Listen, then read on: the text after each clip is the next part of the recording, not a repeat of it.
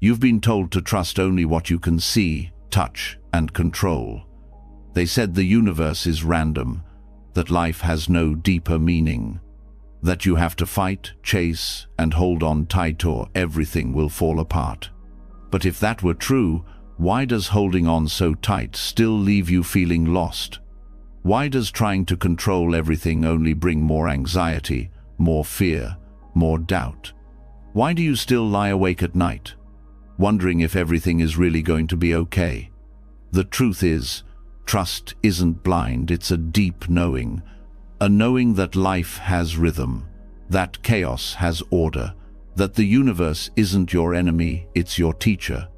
And Buddhism holds the map, not to blind faith, but to unshakable inner peace. The kind of peace that stays with you even when nothing makes sense. The kind of trust that lets you finally let go without falling apart. Tonight, as you listen to these ancient lessons, something inside you will shift. The tightness in your chest will begin to soften. The noise in your mind will grow quiet. And in that silence, something deeper will awaken. A calm, a knowing, a trust not in the world as it appears but in the truth underneath it all. This isn't just another bedtime story. This is a journey back to the part of you that's always been safe, always been strong, always known the way. Are you ready to remember? Let's begin. You've felt it before, that heaviness in your chest when things don't go your way, that tight grip in your stomach when you try to control outcomes that refuse to obey. The world teaches us to fight, to push harder, to force results. But where has that gotten you? Tired, frustrated, worn down. There's a quiet part of you that knows there must be another way. This next part is not about giving up. It's not about becoming passive or helpless. It's about discovering a strength so deep, so grounded, it doesn't need to control anything to feel safe. That strength is surrender. And no, not the kind that feels like defeat. This is a different kind of surrender, the kind that Buddhism has whispered about for thousands of years. A surrender that sets you free, not makes you weak. Surrender, in Buddhism, is not the end of effort. It's the beginning of peace. It's choosing to loosen the grip on what you think should happen and returning to what is. Most people think surrender means you're letting life walk all over you. But that's not true surrender. That's resignation, and they are not the same. Resignation is when you stop trying because you believe nothing will ever change. It's heavy, it's hopeless. You shrink, you disconnect, you disappear into numbness. But surrender is light. It's alive. It's full of awareness. Surrender sees clearly, acknowledging the pain, the uncertainty, the fear, and still choosing to let go of control because it trusts in something deeper than the surface of events. At the heart of this path is mindfulness, being fully here, not just watching your thoughts, but learning to rest in them without being carried away by them. It's like sitting by a river and watching the current flow. You don't try to stop the water. You don't jump in and try to swim upstream. You stay grounded on the shore, present, aware, still. When you practice this kind of presence, you stop needing to bend life into your shape. You begin to feel a subtle shift, a sense that even when things are uncertain, you're not lost. Even when things are painful, you're not broken. This is what happens when you stop resisting and start witnessing. You become anchored in something unshakable. Now, this doesn't mean you don't act. Buddhism never teaches us to just sit and wait for miracles. It teaches us to act without clinging to outcomes. That's the subtle power, knowing that you can give your full heart to something and still let it go. You speak the truth without needing to be understood. You love deeply without needing it returned in a certain way. You work hard without being owned by the results. This is one of the hardest things for the modern mind to accept. We've been trained that control equals safety. But Buddhism gently exposes this illusion. Control is temporary, fragile. It cracks under pressure. True safety comes from accepting the impermanence of everything and choosing to meet it with calm awareness instead of resistance. The Buddha taught that craving is the root of suffering. Craving doesn't just mean wanting something. It's the mental tightness, the grasping, the "it must be this way or I'll fall apart." That's the craving that burns us out. Surrender, then, is the release of craving. Not the release of desire, but the release of desperate need for life to meet our expectations. You can still set goals. You can still have dreams. The difference is, you are no longer tying your peace to the outcome. You are not saying, "I'll be okay if this happens." You are saying, "I will stay present and grounded no matter what happens." That's inner power. That's the power no one can take from you. Sometimes surrender looks like stopping, like resting, like choosing not to chase what keeps wounding you. Other times, surrender is fierce. It's standing your ground without needing to win. It's walking away from something not because you've lost hope, but because your soul is no longer willing to bargain for peace. It is not the same as giving up. It's giving up the struggle while still walking your path. There is a story in the Zen tradition about a monk who was robbed. The thief took everything except the monk's clothes. As the thief was leaving, the monk stopped him and said, "Wait, you forgot the gift of the moonlight." The monk had surrendered all attachment to possessions, but not from weakness, from freedom. He had nothing to lose, and therefore nothing to fear. This doesn't mean you need to give away your things or stop caring about your life. It means you stop clinging so tightly. You stop measuring your worth by what you hold. You stop fearing change. You start trusting that even when life takes, it often gives in ways we don't yet understand. Trusting the universe is not naive. It's not pretending everything is perfect. It's seeing clearly that you are not separate from the unfolding of life. You are part of the great wave. You don't need to control it. You just need to learn how to ride it. You surrender to the moment, not because you've lost power, but because you have it. You surrender because you've seen that resistance only brings more pain. You've seen how trying to force people, situations, or timing only makes the journey heavier. You've seen that true control is learning to work with what's here, not fighting against it. This path is not easy. It requires trust. And trust isn't something you just switch on. It's built through practice, through falling, getting up, and falling again. Through letting go 100 times a day. Letting go of needing to be right. Letting go of how fast you think healing should happen. Letting go of the voice that says, "You're behind." Letting go of fixing people. Letting go of being understood perfectly. Letting go of always needing a plan. Each time you do, even in small ways, you make space. Space for grace, space for stillness, space for something wiser than your mind to guide you. This doesn't mean you won't feel pain. It means you won't be crushed by it. Because now, you don't fight it. You breathe through it. You make space for it. And in that space, the pain begins to soften. It begins to speak. It begins to heal. One of the reasons surrender is so transformative is because it brings you face to face with the part of you that always wants to escape discomfort. That part of you that says, "If I can just fix this, then I'll be okay." Buddhism doesn't try to take that voice away. It helps you hear it, understand it, and gently step back from it. You start seeing that you are not that voice. You are the awareness that hears it. From that space, you begin to feel something incredible. You begin to feel peace, no because the world changed, but because your relationship to the world changed. You're no longer at war with it. You're no longer at war with yourself. And this is where true strength comes from. Not from hardening, not from pretending you don't care, but from opening, from allowing, from walking with your fear instead of running from it. You might wonder, if I surrender, will I lose motivation? Will I stop achieving? The truth is, the opposite often happens. When you stop obsessing over outcomes, you actually free up the energy to do things with more clarity, more focus, more joy. You start to act from love instead of lack, from purpose instead of pressure. You show up more fully, not to prove yourself, but because showing up is a form of devotion. A devotion to the moment, a devotion to life, a devotion to your own growth. And even when things fall apart, even when doors close, you don't collapse. Because your peace was never built on the door staying open.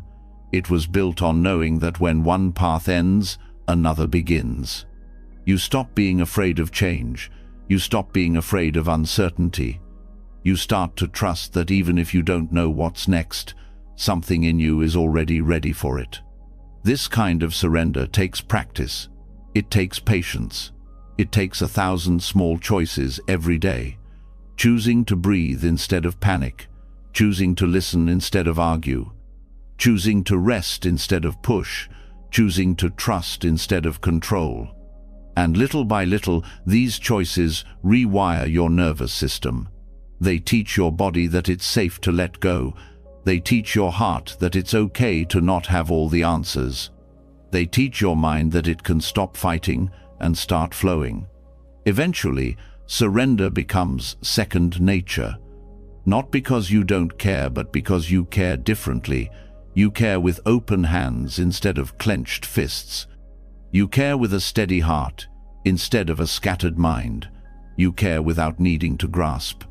And in that space, something beautiful happens. You begin to feel peace in the middle of the unknown. You begin to feel love even in the absence of approval. You begin to feel whole even when things are incomplete. This is the subtle art of surrender. It doesn't shout. It doesn't demand. It doesn't chase. It simply lets go. And in letting go, it rises. Let that be your practice tonight. Not giving up, but letting go. Letting go of force. Letting go of fear. Letting go of the story that says you must have everything figured out. You don't. You just need to trust the step you're on and take it softly. Because when you surrender not from weakness, but from wisdom, everything begins to change. Not outside you, inside. And that changes everything. And as the grip of control loosens, as the breath deepens, as surrender roots itself into the soil of your awareness, something even more subtle begins to rise, an ancient understanding that your presence in the world is not isolated, that your choices, your thoughts, your speech, your silence, they ripple outward, touching everything, not as punishment, not as reward, but as conversation, a dialogue, a living interaction with the very fabric of existence itself. This is karma, and everything you've been told about it may only scratch the surface. Most people hear the word karma and think of a cosmic scoreboard. Do good, get good. Do bad, suffer. But Buddhism speaks of karma in a much deeper, more nuanced way. It's not a tally. It's not divine revenge. It's not a fixed sentence written in the sky. Karma is movement. Karma is the echo of intention. It is the language through which your inner world speaks to the outer one, and the outer responds. Your every thought has a texture. Your every word has a frequency. Your every action leaves an imprint. These are not abstract metaphors. They are energetic realities. You're in conversation with life at every moment, whether you know it or not. And karma is that conversation's current. It starts in awareness, not in what you do, but in why you do it. The root, the seed beneath the surface.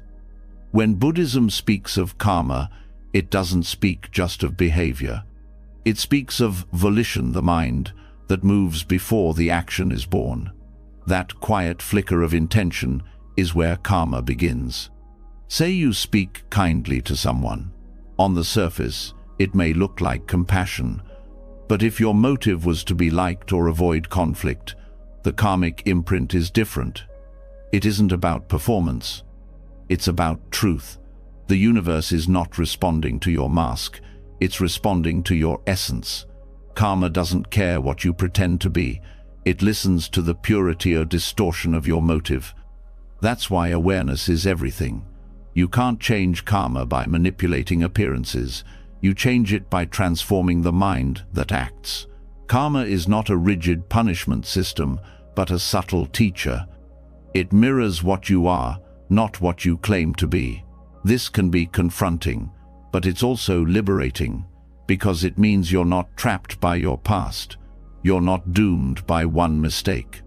You can purify karma the moment you see clearly and shift the way you respond. That's where the dialogue begins. You make a choice rooted in fear. The universe offers you a lesson, not to hurt you, to reveal the fear so it can be released. You act from compassion. The universe reflects that peace back in ways you never expected. It's not a vending machine. It's not a system of linear transactions. It's more like a relationship, one that deepens with every conscious step you take. This is why karma is not fatalistic. You are not a prisoner of your past. You're a participant in a living process. Even if the conditions you're in today are the fruit of past seeds, the way you meet them now plants new seeds for tomorrow. And that, Buddhism teaches, is your real power. The key is to stop seeing karma as a scorekeeper and start seeing it as a compass. It doesn't exist to punish you, it exists to guide you, to reveal where you're aligned and where you're off course. The discomfort you feel after acting out of ego, that's karma speaking. The peace that arises after a selfless act, that's karma responding. And it's not always instant. Some karmic waves take time to return.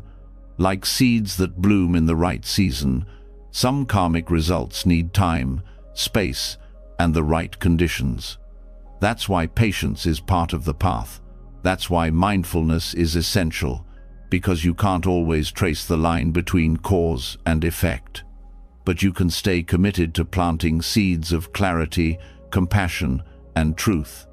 This commitment turns your life into sacred communication. You stop reacting blindly, you start responding intentionally, your presence becomes cleaner, your choices become sharper. Even your mistakes become part of your awakening, because when they're seen without denial, they stop repeating themselves. That's one of the deepest lessons karma teaches. You are never being punished, you're being shown. Shown what still hurts, shown what still drives you unconsciously, shown where you still grasp, or avoid, or escape. Not so you can feel shame, but so you can feel freedom. Freedom doesn't come from avoiding karma. It comes from understanding it. Seeing how every painful loop is not a curse, but a reflection of something unresolved. When you meet it with courage, it softens. When you deny it, it hardens. Karma is not here to trap you. It's here to wake you up. And it responds with remarkable precision. Not always in the way the ego wants, but always in the way the soul needs. Sometimes the job you lose makes space for the calling you were ignoring. Sometimes the heartbreak that feels like the end is really the doorway to a more authentic love. Karma isn't punishing you. It's aligning you. Not to comfort, to truth. This alignment requires presence, because karma isn't just about big events. It's in the small habits, the tiny impulses you either follow or let go. The way you speak when no one is watching, the thoughts you feed, the energy you leave in the room after a conversation, the way you respond to silence, to conflict, to stillness, all of it shapes the texture of your path. When you begin to see karma in this light, you stop playing the victim. You stop waiting for luck to save you or fate to break you. You step into a different role, not the one who controls life, but the one who listens to it. And when you listen deeply enough, life starts to speak clearly. You begin to notice patterns. You begin to see how certain actions lead to tension, while others dissolve it. You become fluent in the language of karma. This fluency doesn't make you perfect, but it makes you awake. Awake to the impact of your energy, awake to the consequences of your choices, not out of fear, but out of care. Out of devotion to the kind of world you're helping to shape every time you act, speak, or think. Buddhism speaks of the 3 doors of karma: body, speech, and mind. Each of these is a channel through which you participate in this dialogue. You don't have to be a monk or scholar to use them well. You just have to pay attention. Is your speech creating peace or separation? Is your action coming from kindness or pressure? Is your mind rooted in truth or delusion? The more you ask these questions, the more clear the dialogue becomes. You stop stumbling in the dark. You start walking in rhythm with something larger than yourself. That rhythm is not always easy, but it is always honest. And it's in that honesty that real peace begins. There's a reason karma is so misunderstood. It challenges the ego. It removes the illusion that life is random, that we're powerless, that things just happen to us. But once you start to see clearly, it's impossible to unsee. You start to feel the feedback loop. You notice how certain thoughts drain your energy while others restore it. You witness how resentment poisons connection, how forgiveness releases the tightness you didn't even know you were carrying. These are karmic moments, and they are happening all the time. This is why practice matters, not for perfection, but for refinement. The more you practice presence, the more sensitive you become. You don't need to wait for karma to knock you down to listen.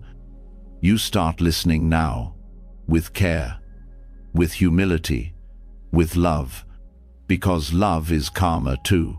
Real love, not attachment, not control, but the kind of love that gives freely, listens deeply, and holds space without expectation.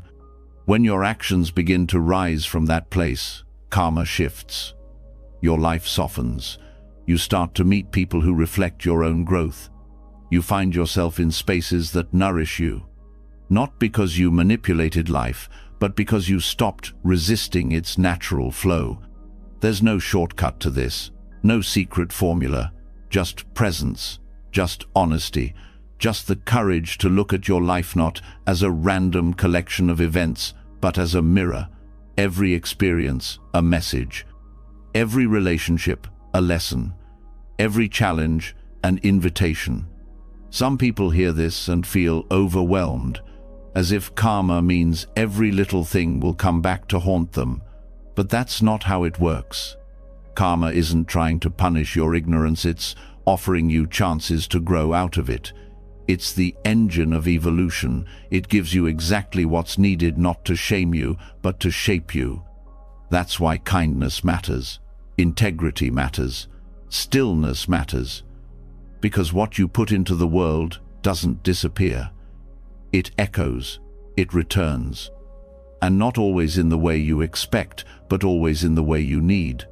That's the hidden beauty of karma. It's intelligent, it's intimate, and it's always inviting you back to balance, back to presence, back to truth. And so the practice continues, not to escape karma, but to participate in it fully, to live in a way that leaves soft footprints, to speak in a way that clears the air, to think in a way that uplifts, even when no one is listening. Because someone is always listening. The universe hears what's behind your words. It hears what you won't say out loud. It reads the space between your actions, and it responds not to punish you, but to remind you. Remind you of who you really are beneath the patterns, beneath the ego, beneath the fear. Karma is not about being perfect. It's about being real, being aware, being responsible, no in a heavy, moralistic way, but in a sacred, empowering one. You are not here to chase approval. You are not here to manipulate outcomes. You are here to walk with awareness, to speak with integrity, to act with compassion, to live as if the universe is not outside of you, but inside you, responding to every vibration you release, because it is. And once you know that, once you feel that, you can't live unconsciously anymore. You begin to choose with care. You begin to move with intention. You begin to trust that what you give, you live. This is karma. Not superstition, not fear, not punishment, but relationship, sacred, ongoing, alive. So the conversation never ends. Every thought you release, every action you take, every moment of clarity or confusion, it all echoes. You're always speaking to the universe, and it's always responding. But now another question begins to rise. If karma flows from intention and everything is in constant motion, what is it all built on? What lies beneath the shifting patterns, the changing forms, the stories and the roles? What remains when you peel back all identities, all attachments, all expectations? At the heart of Buddhist understanding is a truth so radical it undoes everything the mind holds onto. It doesn't give you something new to grasp. It invites you to see that nothing can be grasped at all. This is the teaching of shunyata, emptiness. Emptiness is not nothingness. It is not absence. It is not a void in the negative sense. It is spaciousness. It is openness. It is the lack of fixed, independent existence in all things. It is the realization that nothing exists in isolation. No self, no object, no event arises on its own. Everything arises in dependence on countless other causes and conditions. And this changes everything. Because when you truly see this, not just intellectually, but as a living truth, you stop clinging. You stop demanding permanence in a world that is built on change. You stop trying to build your sense of self on things that cannot hold the weight of identity. You loosen the grip on the idea of mine and me, and you begin to relax into something far more honest, flow. Understanding emptiness doesn't make you cold or detached. It makes you clear. Clear that your suffering comes not from impermanence, but from wanting things to be permanent, from treating the temporary as final, from grasping at shadows and wondering why your hands stay empty. But when you stop grasping, you begin to trust. Not because everything feels safe or predictable, but because you realize you were never in control to begin with. You realize that the unknown is not your enemy. The unknown is the nature of everything. And the more you resist it, the more it hurts. Emptiness reveals the space in which life unfolds. It's the silence between thoughts, the stillness behind movement, the open sky in which clouds appear and vanish. When you rest in this space, you stop fearing the next moment. You stop needing to hold on to the last one. You open. This openness is not passive. It's deeply alive. Emptiness allows full engagement with the present because you are no longer distorting it through attachment. You see clearly. You respond directly. You no longer need life to confirm your identity, so you are free to meet it as it is. And yet, the mind struggles with this. It wants something solid, something to hold. It wants a clear boundary between self and other, good and bad, success and failure. But shunyata reveals that these divisions are constructions useful sometimes, but ultimately empty of inherent meaning. Even your sense of I is a process, not a fixed point. What you call you is a flow of sensations, perceptions, thoughts, emotions, all interdependent, all conditioned. There's nothing in you that stands alone, untouched by the rest of the world. And that's not depressing, that's liberating, because it means you're not trapped. You're not frozen in some permanent identity. You can change, you can adapt, you can release the stories that no longer serve you. This is where cosmic trust begins to take root, not in certainty, but in spaciousness, in knowing that your value doesn't come from what you can hold on to, but from the awareness that holds everything. That awareness is not empty in a bleak sense. It is full of potential, full of wisdom, full of peace. When you let go of rigid definitions, you begin to see beyond appearances. You see how the person who hurt you was acting from their own conditioned patterns. You see how your own fear was never personal, it was a ripple in the sea of causes. This doesn't make you passive or naive, it makes you compassionate, because now you're not reacting to surface-level triggers. You're responding from a deeper understanding. And that response has clarity. It has balance. It no longer clings to outcome. It no longer spirals in fear. Because in the light of emptiness, even fear is seen for what it is: a thought, a wave, a passing condition.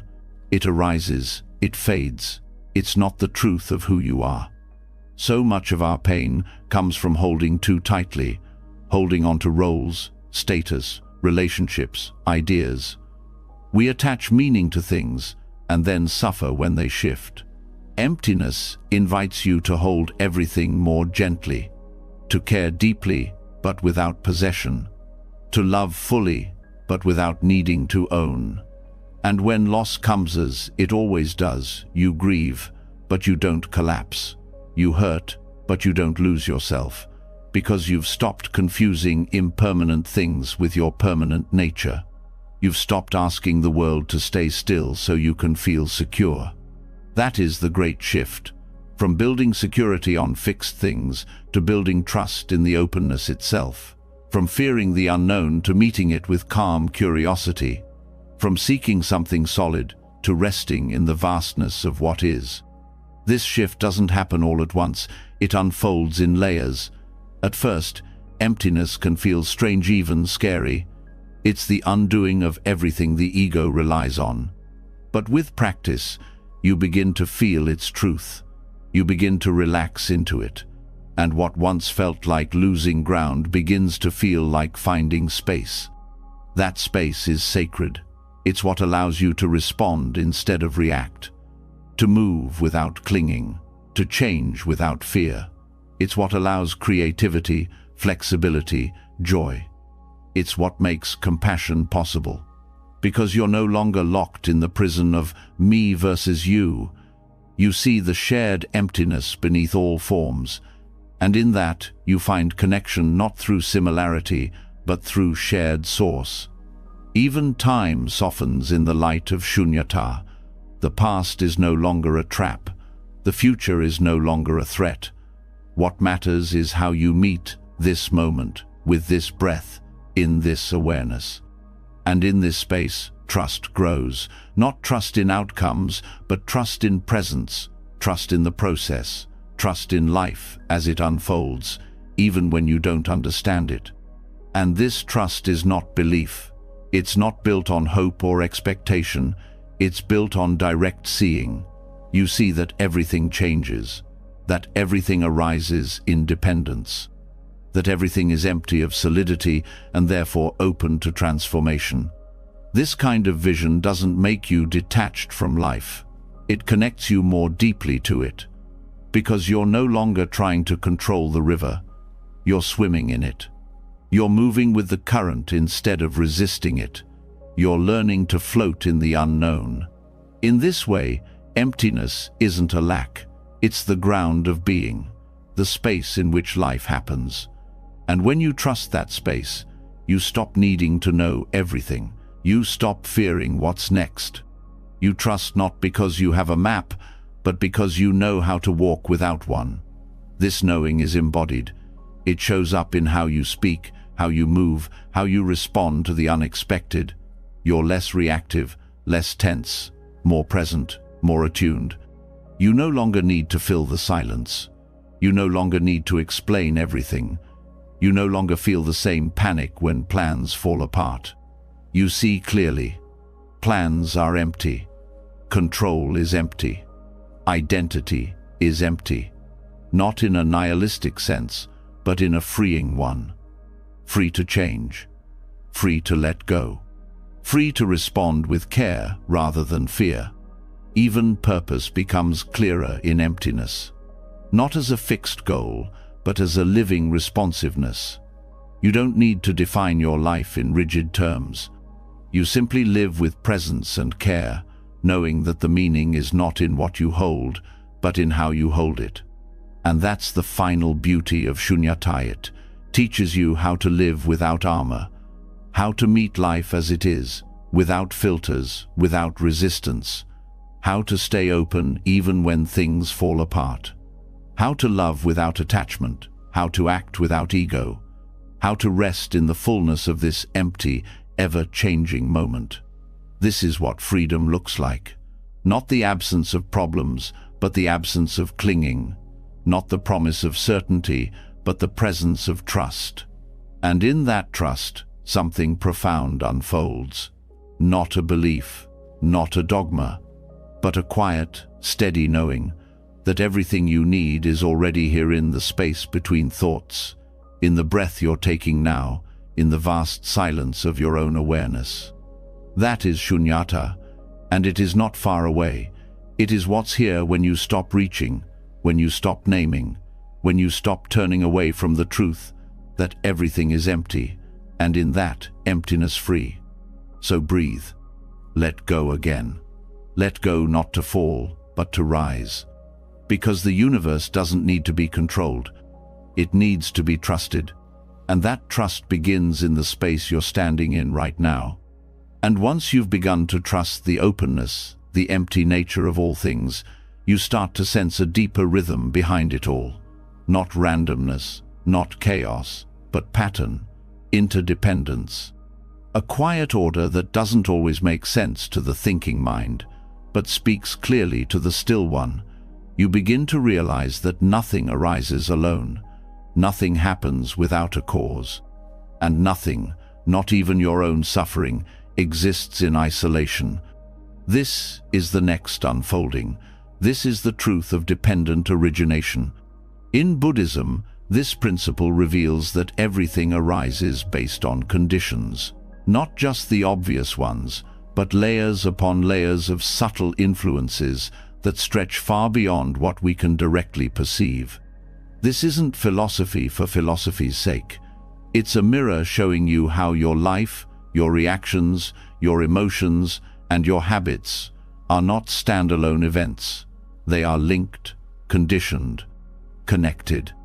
You weren't born into a vacuum. Your thoughts come from somewhere. Your habits were shaped. The fears you hold now didn't appear out of thin air. They were formed by past experiences, words spoken, environments lived in, patterns repeated until they felt like identity. But when you see that nothing exists independently, you begin to loosen the narrative that says, "This is just who I am." Because if everything depends on causes, then change is always possible. If your pain is conditioned, it can be unconditioned. If your anger has roots, those roots can be seen and released. This view gives you more than hope. It gives you a path. Dependent origination teaches that we are not isolated islands. We are strands in an infinite web, every thread affecting the others. Your mood affects your thoughts. Your diet affects your energy. Your breath affects your nervous system. Your presence affects the people around you. Nothing stands apart. And the more deeply you understand this, the more carefully, compassionately, and wisely you begin to live. When something goes wrong, the mind loves to search for one cause, one person to blame, one mistake to regret. But life doesn't work like that. There are no single-threaded problems. There are no standalone emotions. Every moment is a result of a constellation of influences, some seen, some not. When you accept this, you stop trying to control every detail. You stop obsessing over one failure or one decision. You begin to trust the complexity, the unfolding, the bigger picture. And that trust doesn't make you passive, it makes you more awake. You start to look deeper. If someone lashes out at you, you look beyond the surface. You see the layers, fear, conditioning, maybe even the pain they've inherited from others.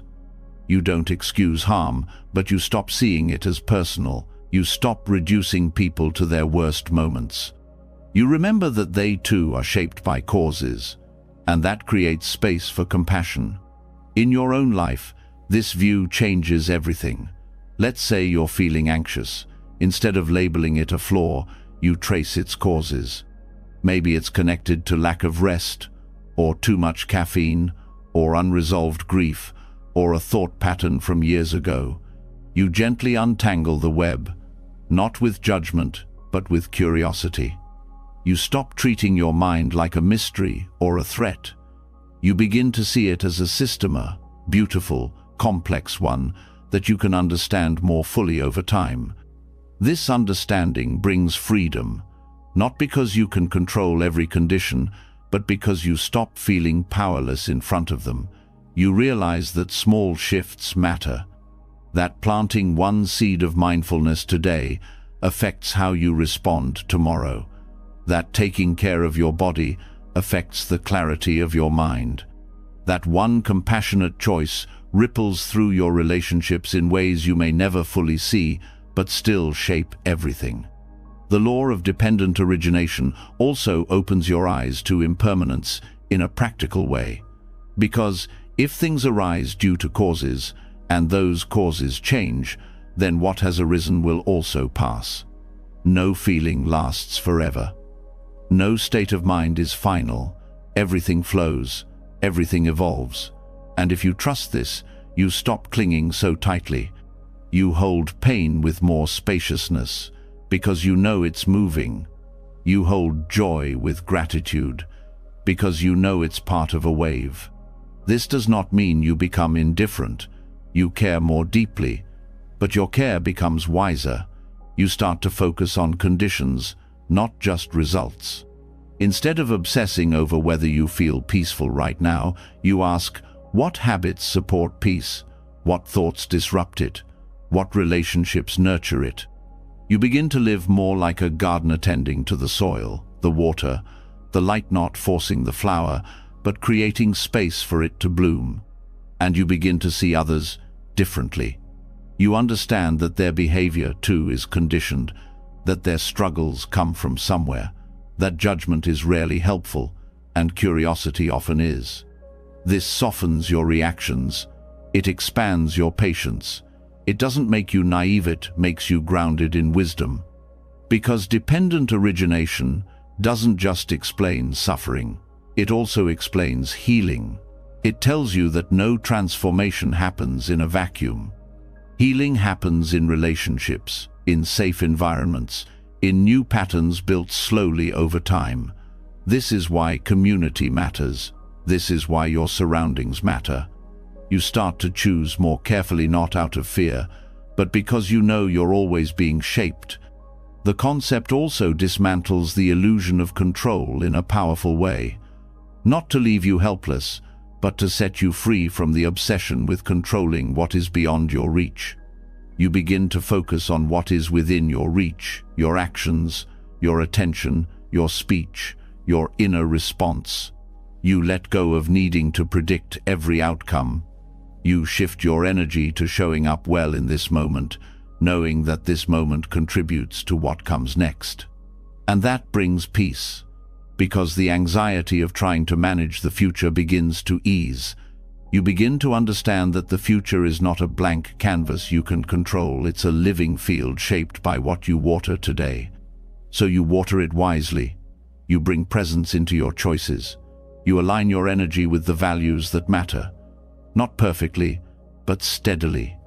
The more deeply you live this, the more reverence you feel for the unseen, for the slow, for the complexity behind every moment. You begin to trust the process, even when you can't see all the threads. You begin to trust that your efforts, though small, are never wasted, because even the smallest cause contributes to change.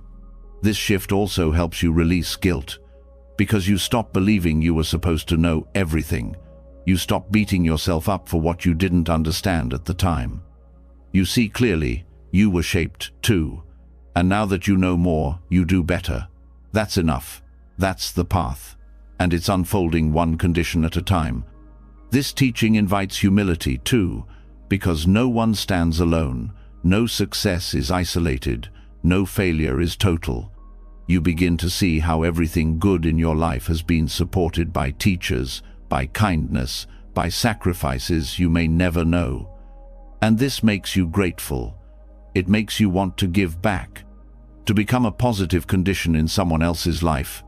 That's the power of dependent origination. It builds a sense of responsibility, but not one rooted in fear, one rooted in care, in presence, in the understanding that what you do matters, even if the results take time, even if you never see them fully bloom. It's a call to live intentionally, to stop asking, "Will this fix everything?"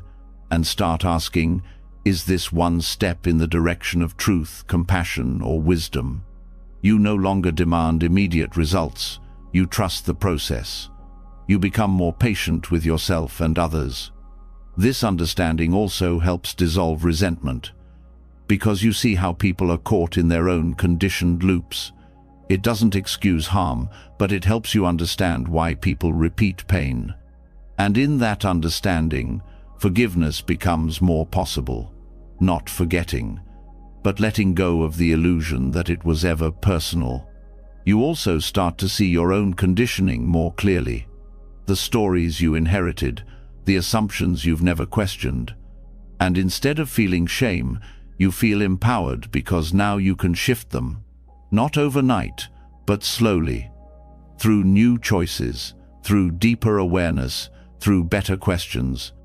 Even meditation becomes clearer in this light. You stop trying to force silence.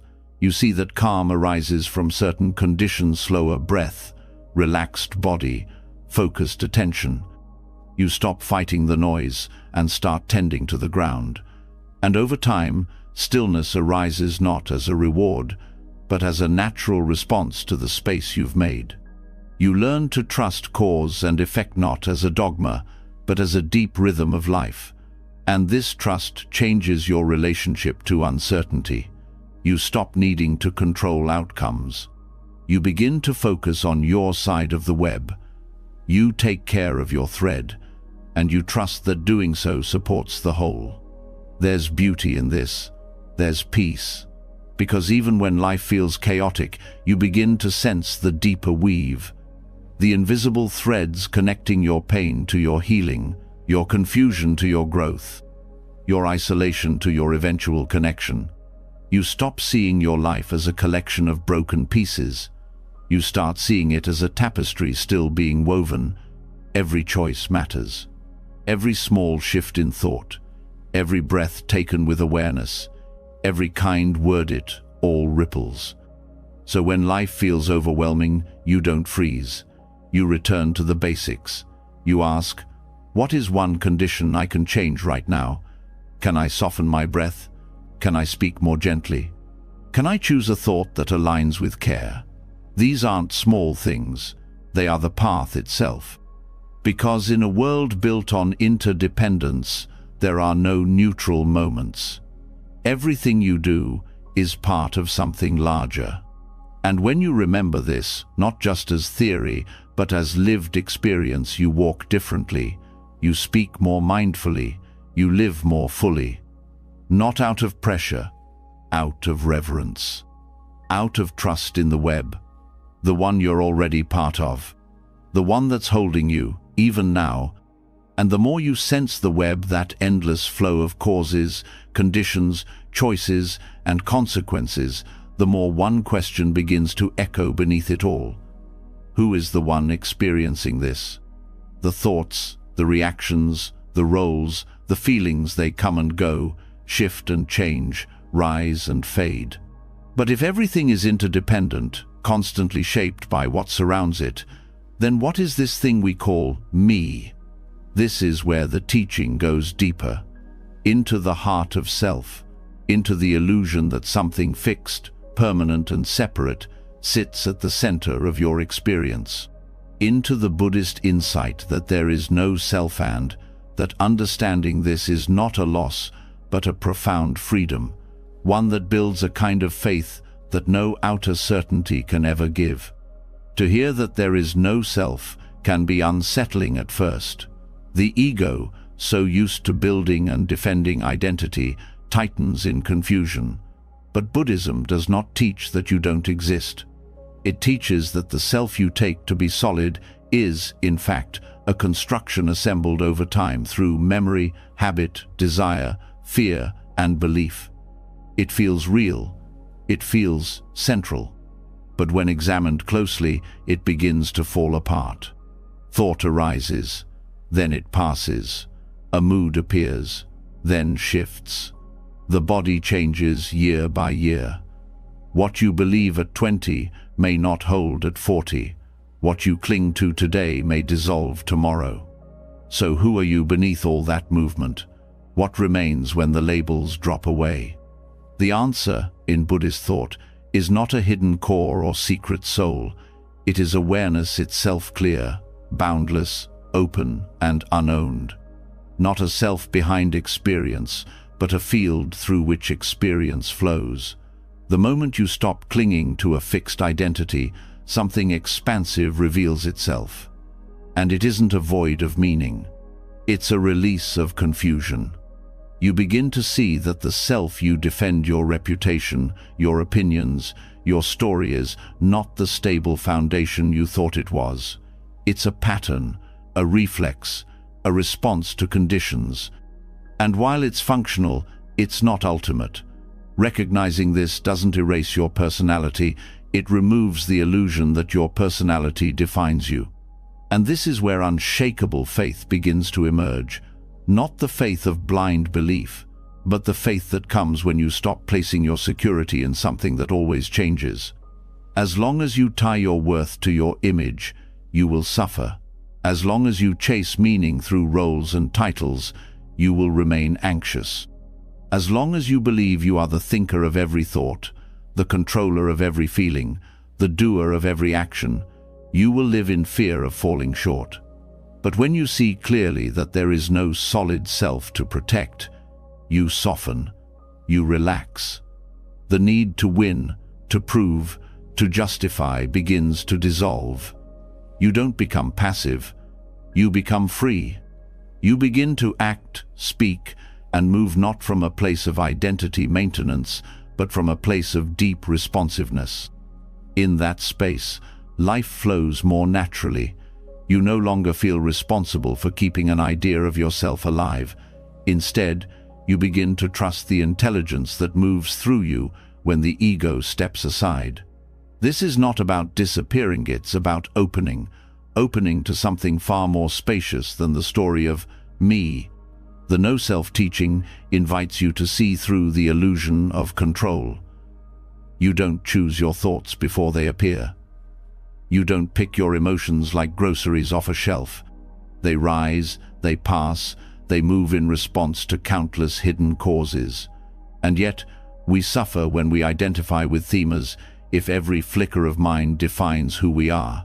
But it doesn't. When a wave crashes on the ocean surface, the ocean doesn't become the wave. It holds it, lets it rise, lets it fall. In the same way, awareness holds thought, feeling, sensation, but is not defined by any of them. You are not the wave.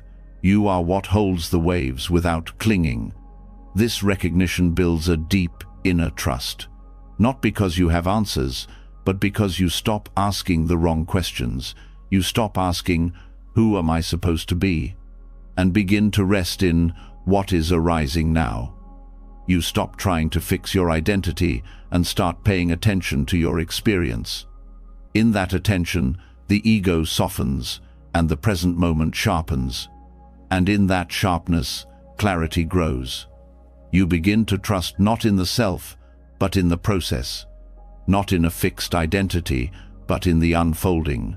Not in rigid belief, but in direct awareness. And that trust becomes unshakable, because it's never tested, but because it's not built on anything that can be broken. This shift changes how you suffer. Before, pain felt personal. Now, it's just part of the flow. Before, fear meant failure. Now, it's just energy moving. Before, doubt meant you were wrong. Now, it's a doorway to deeper inquiry. You don't reject anything. You don't cling to anything. You let it come. You let it go. And in letting go, you find peace. This does not mean you stop functioning in the world. The relative self remains. You still use your name. You still pay bills. You still have conversations. But inside, something shifts. You're no longer confused about where your freedom lies. You stop looking for security and status. You stop tying happiness to approval. You begin to trust the silence more than the story. And this trust creates stability, not the brittle kind that snaps under pressure, but the flexible kind that bends and holds. When someone disagrees with you, you don't panic. You don't need to defend an identity. When plans change, you adjust. When praise comes, you don't inflate. When criticism hits, you don't collapse, because you are no longer the identity reacting. You are the awareness responding. This is the heart of Buddhist practice, not to build a better self, but to see through the illusion of a fixed one. And in that seeing, to rest more fully in reality. You stop seeking constant validation. You stop fearing imperfection. You start living in tune with what's real, not what the ego wants to believe. And what's real is always changing, always moving, always more than what one self-concept can contain. So you let go, you trust, you surrender not to passivity, but to presence. You show up for your life without needing to be anyone special. And that is where true power begins. Because in truth, the ego is exhausted. It's been trying to hold everything together, your story, your value, your image. But when you see that it doesn't need to, that there's no fixed self to protect, everything gets lighter, even grief, even anger, even failure. You meet it all with curiosity instead of fear. This also changes how you connect with others. Without a rigid self to defend, you're less reactive. You listen more, you judge less. You stop projecting your unmet needs onto others. You start meeting people where they are, not where your ego needs them to be. This makes love more honest, more unconditional. You become less attached to roles. Whether someone sees you as strong or weak, right or wrong, doesn't shake your ground, because your ground is not made of image anymore. It's made of presence. And presence is not dependent on perception. That's why this teaching builds faith, because it brings you closer to truth. And truth, even when it's uncomfortable, is stable. The closer you are to it, the less you fear life, the less you fear death, because both are part of a process, not interruptions to a self. When there is no fixed self to preserve, there is no fear of losing it. And that's the root of deep spiritual confidence, not egoic pride, but quiet strength. You no longer need to feel important, you just need to be clear. You no longer need to feel certain. You just need to be present. You no longer chase meaning in the future. You live it now by being fully here. There's beauty in this, because once you release the pressure to be someone, you are free to truly see. To notice the breeze, the breath, the light, the subtle unfolding of life, as it is not as you want it to be. You stop editing the moment, you start participating in it. And even when old habits return, as they will, you don't panic, you don't fall back into shame. You see them, you greet them, you work with them, without judgment, without identification. You treat even your egoic patterns as passing clouds, not as failures, but as conditions to be understood. This is what it means to walk the middle path, not clinging to the self, not denying experience, but resting in the awareness that holds both. That awareness doesn't belong to you. It is what you are when the mind is quiet, when the story softens, when the labels drop. It's peaceful there, not because life stops hurting, but because your relationship to pain has changed. You stop needing to escape it. You stop turning it into identity. You meet it, you hold it, And then, when it's ready, you let it go. And even if it stays, you stay with it not as the one who suffers, but as the one who sees. In the end, the no self-teaching isn't about losing yourself. It's about seeing through the layers that were never you to begin with, and in that seeing, a quiet trust begins to grow. A trust that doesn't waver when plans fall apart. A trust that doesn't need applause. A trust that doesn't collapse under change. Because now you know, you were never the wave. You were always the ocean. Still, vast, free. And as the grip of ego fades, as the story of me dissolves into the stillness of awareness, something begins to surface, something deeper than thought, quieter than emotion, clearer than analysis. A presence that doesn't argue, a knowing that doesn't need proof. Once the mind stops shouting and the identity stops reaching, a space opens. And in that space, something profound happens, not with noise, but with silence. This is the quiet invitation of noble silence keynote, the absence of sound, but the fullness of stillness. A silence that does not disconnect you from the world, but connects you to it in a more honest way. One that doesn't suppress expression, but reveals what is true beneath the layers of noise. This kind of silence isn't empty, it's full of clarity, depth, and listening. In Buddhist tradition, noble silence isn't about muting the voice, it's about quieting the noise that clouds inner perception. The teachings describe it not just as a lack of talking, but as a presence so complete it doesn't need to speak.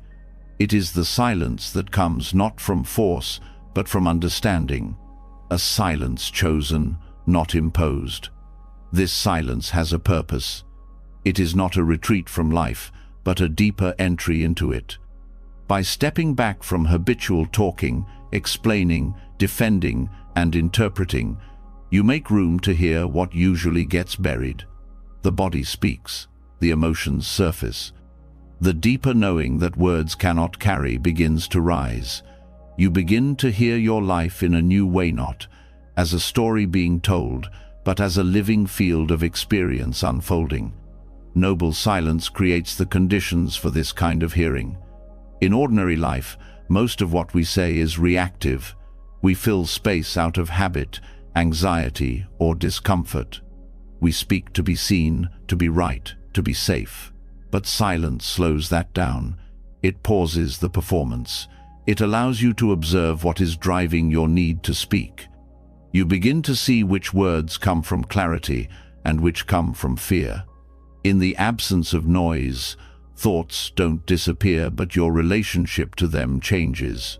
You begin to notice their patterns. You notice how quickly the mind jumps to self-reference, how often it replays the past, how much it needs to interpret, justify, plan, or narrate. Silence brings these tendencies to light, not to shame them, but to see them for what they are: habits, not truths.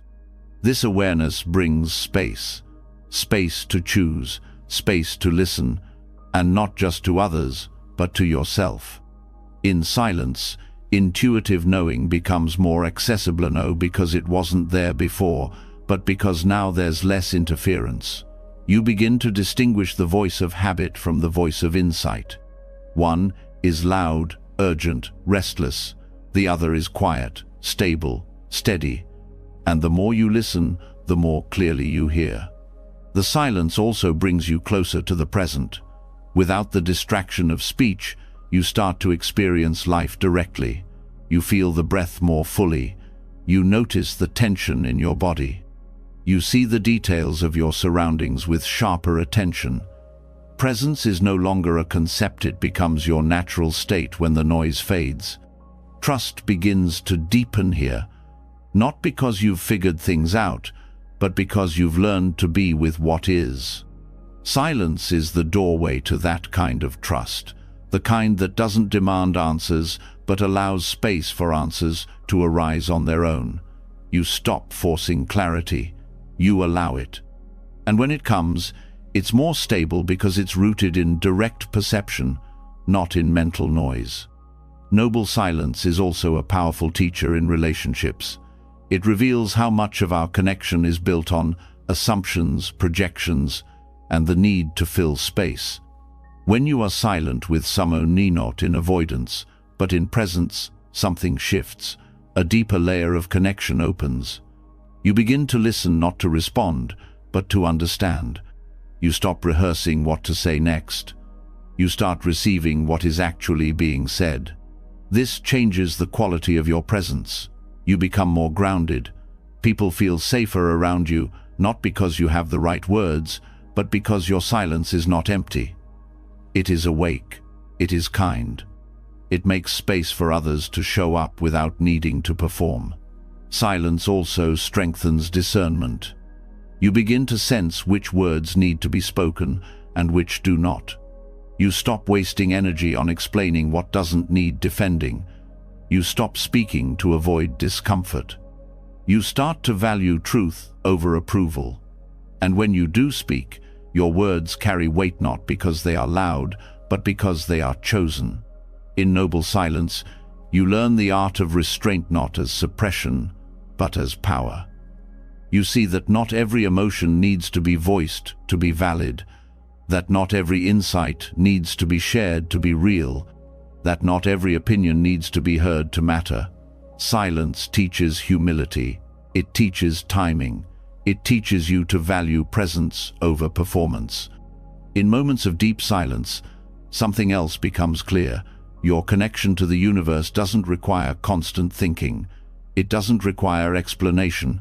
It doesn't need words to be real. It is felt, known, trusted. This is where inner guidance speaks not through noise, but through clarity, not in the voice of the mind, but in the stillness behind it. This kind of trust cannot be taught through argument or logic. It grows through presence, through being with silence long enough to recognize it as a teacher, not a threat. Through choosing stillness over distraction, even when it's uncomfortable, because that discomfort is the edge of transformation. It's where the surface noise breaks and something deeper can rise. And what rises is often not what you expected. It might be old emotion, unprocessed grief, fear that had been hiding under the busy surface. Silence doesn't suppress these things, it invites them up. And when met with care, they begin to release, not through solving, but through seeing. This is why silence is not escape, it's confrontation, the gentle kind, the honest kind, the kind that heals by revealing what has been ignored, the kind that builds trust not by providing answers, but by removing the noise that keeps you from hearing them. Silence is also the space where you learn to witness thought without becoming it. Without speech to reinforce identity, the ego has less to stand on. Its opinions have nowhere to land. Its stories have no audience. You begin to see that much of what you think you need to say was only ever meant to protect a version of yourself that never really existed. In that seeing, the ego loosens. And what takes its place is not a blank void but presence, awareness, the kind that doesn't need to narrate life to feel alive, the kind that knows truth without needing to explain it. This practice doesn't need to be extreme. You don't have to disappear into the mountains or renounce all speech. You can begin right where you are, a few minutes a day, a morning without talking, a walk in silence, a meal without distraction. These moments matter. They change how you relate to yourself and to the world. Over time, silence stops being awkward. It becomes a friend, a refuge, a reminder. When things feel chaotic, silence brings you home. When the mind races, silence slows the spin. When life feels loud, silence helps you hear again not just your own needs, but the pulse of something greater moving through everything. This is how you begin to hear the universe, not through signs in the sky or answers written in stone, but through subtle knowing that arises when you're quiet enough to receive it. When you stop filling the space, you discover that the space is not empty. It is full of guidance, of clarity, of wisdom. You begin to trust this. You begin to live by it. You make decisions not from panic, but from inner alignment. You say yes not out of obligation, but from inner clarity. You say no without guilt. You stop needing to explain your truth because you are no longer disconnected from it. And when you do speak, your words carry that silence with them. They are fewer, more precise, more honest, less reactive, more kind, because they are not trying to cover silence, but to express what it revealed. The more you practice noble silence, the more natural it becomes. You begin to crave it, not as escape, but as alignment. You stop needing to run from your inner world. You start resting in it. And from that rest, a new kind of movement arises, not driven by restlessness, but guided by stillness. You discover that silence is not the opposite of action, it is the source of wise action. It is where true response is born, where clarity replaces confusion, where knowing replaces doubt, where connection replaces performance. This is the quiet power of noble silence. It does not demand attention, it does not shout, it does not seek credit, but it changes everything. Not by doing more, but by allowing more. Not by controlling the moment, but by entering it fully. And in that fullness, you begin to hear not just your own thoughts, but the quiet rhythm of something far beyond you, a presence that has always been there, waiting to be heard. In silence, you remember. And in remembering, you trust. The deeper you go into silence, the more clearly you begin to feel what words often fail to express. Underneath all the noise, beneath every question, past every layer of confusion, what remains is tenderness. Not weakness, but a raw, open presence that notices suffering and does not turn away. Silence doesn't just connect you to your own truth, it softens the boundary between yourself and the rest of the world. You start to sense that your pain is not separate from anyone else's, that your healing is tied to theirs. And from this recognition, something powerful begins to take shape, the will to serve, to awaken not only for yourself, but for all beings. This is the heart of the Bodhisattva path. In Mahayana Buddhism, the Bodhisattva is not a perfect person or a distant ideal. It is a commitment, a direction, a vow made again and again, not out of obligation, but out of deep compassion. The vow says, I will not abandon the world. I will awaken fully, and I will keep returning for others, even if it takes lifetimes. These are not just poetic words. They are a radical act of trust. When you take these vows, even silently within your own heart, you are declaring something profound, that liberation is not an individual escape, but a shared journey. That freedom is not real unless it includes everyone. That the deepest purpose is not self-improvement, but boundless care. This vow shifts everything. It anchors your path in something bigger than your own comfort. It gives meaning to difficulty. It reframes struggle. When pain arises, you no longer ask only how to escape it, you ask how to use it, how to understand it, how to transform it, and how to help others through it. Your suffering stops being personal. It becomes part of your training, part of your capacity to understand the pain of others without turning away. The Bodhisattva doesn't wait to be perfect. That's not the point. The vow is made in the middle of the mess, in the face of doubt, in the presence of fear. The vow is what carries you through those states. It holds you when your own motivation falters. It reminds you that the path is not about feeling good all the time. It's about staying present, open and committed, even when it's hard. Taking this vow means you start to live from a different center. Instead of constantly asking, "What do I need?" you begin to ask, "What is needed?" You start listening more deeply not only to your own heart, but to the suffering around you. and that listening becomes action. It becomes presence. It becomes a willingness to keep going even when it's uncomfortable, because something in you has seen that compassion is more powerful than fear. And here's the most beautiful part. The more you give yourself to this vow, the more supported you feel. Not by certainty or control, but by a deeper current. A sense that you are not alone, that the universe itself is rooted in compassion, not as sentiment, but as truth.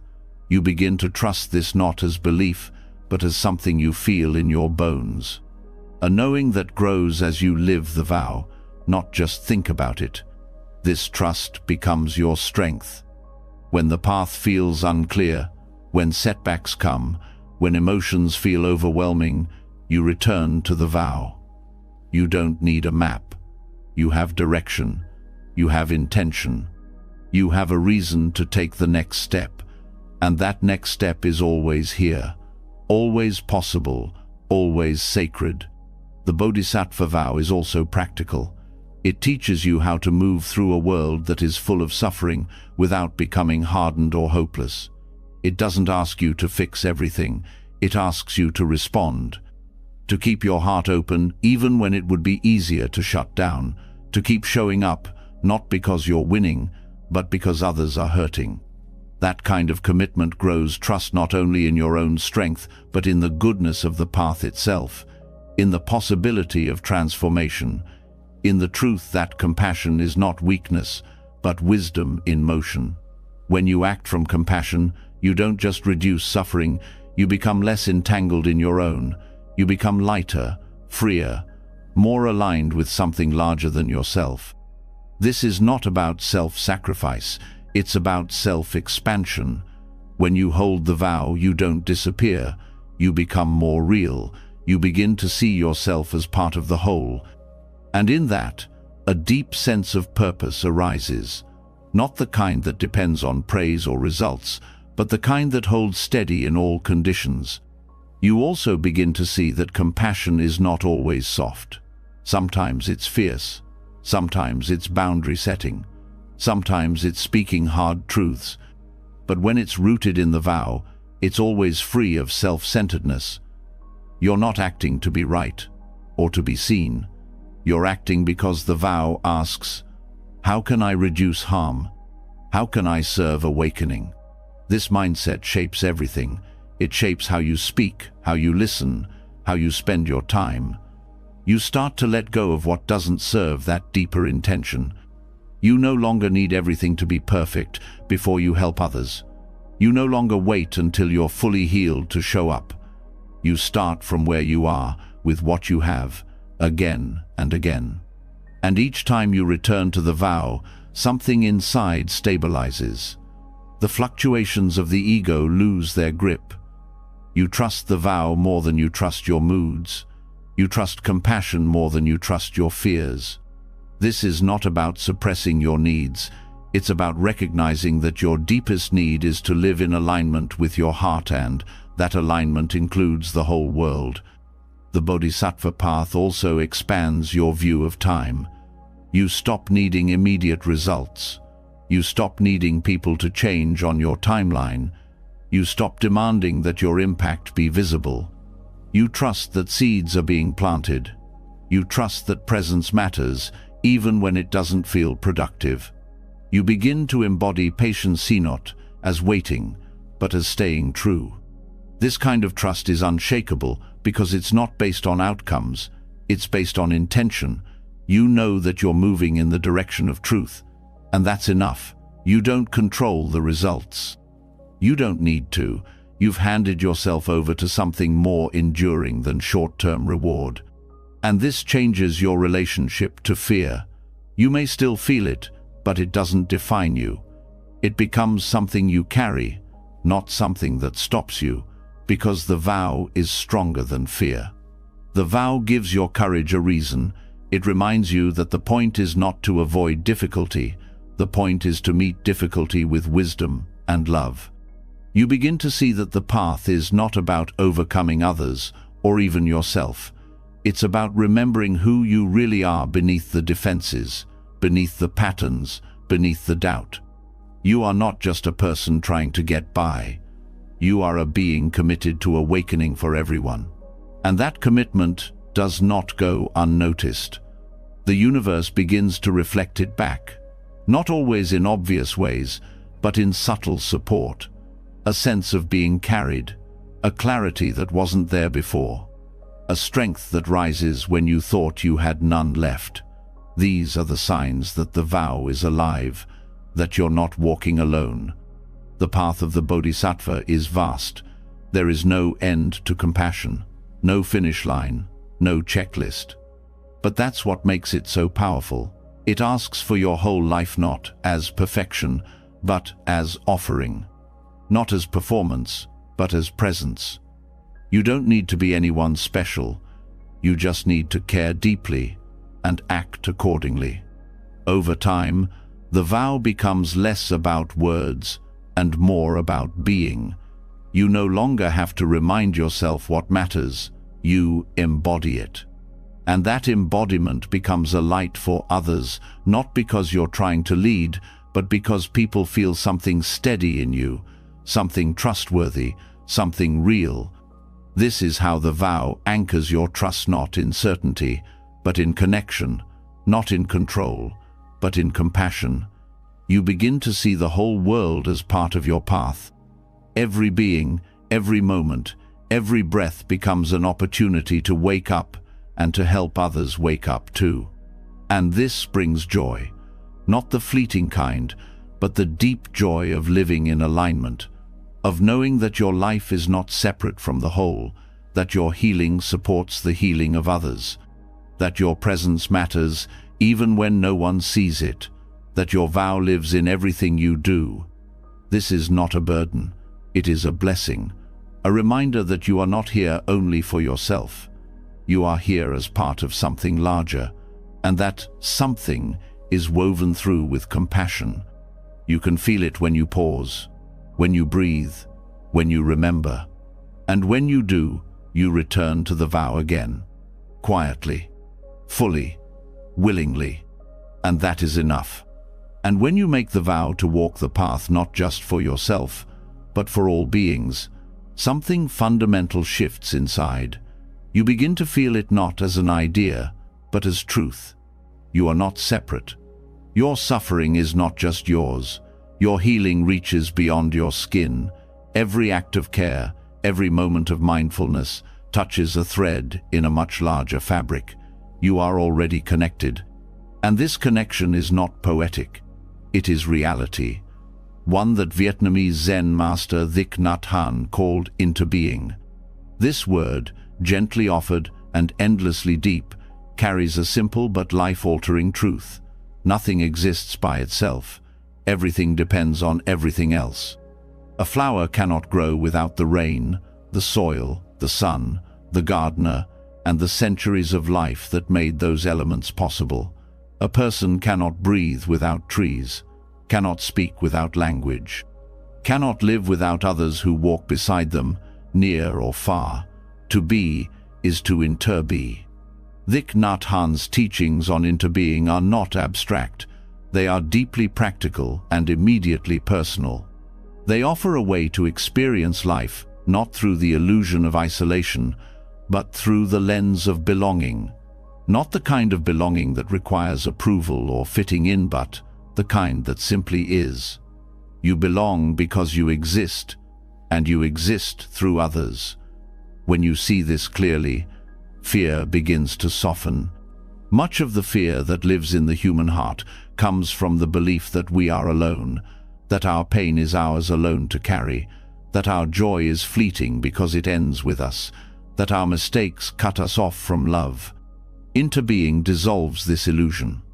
It shows that your joy is part of a shared field, that your pain echoes through generations, not to burden you, but to be seen, felt, and transformed. That your existence is never separate, even when you feel lonely. This does not mean we lose ourselves in others. It means we see ourselves more clearly because of others.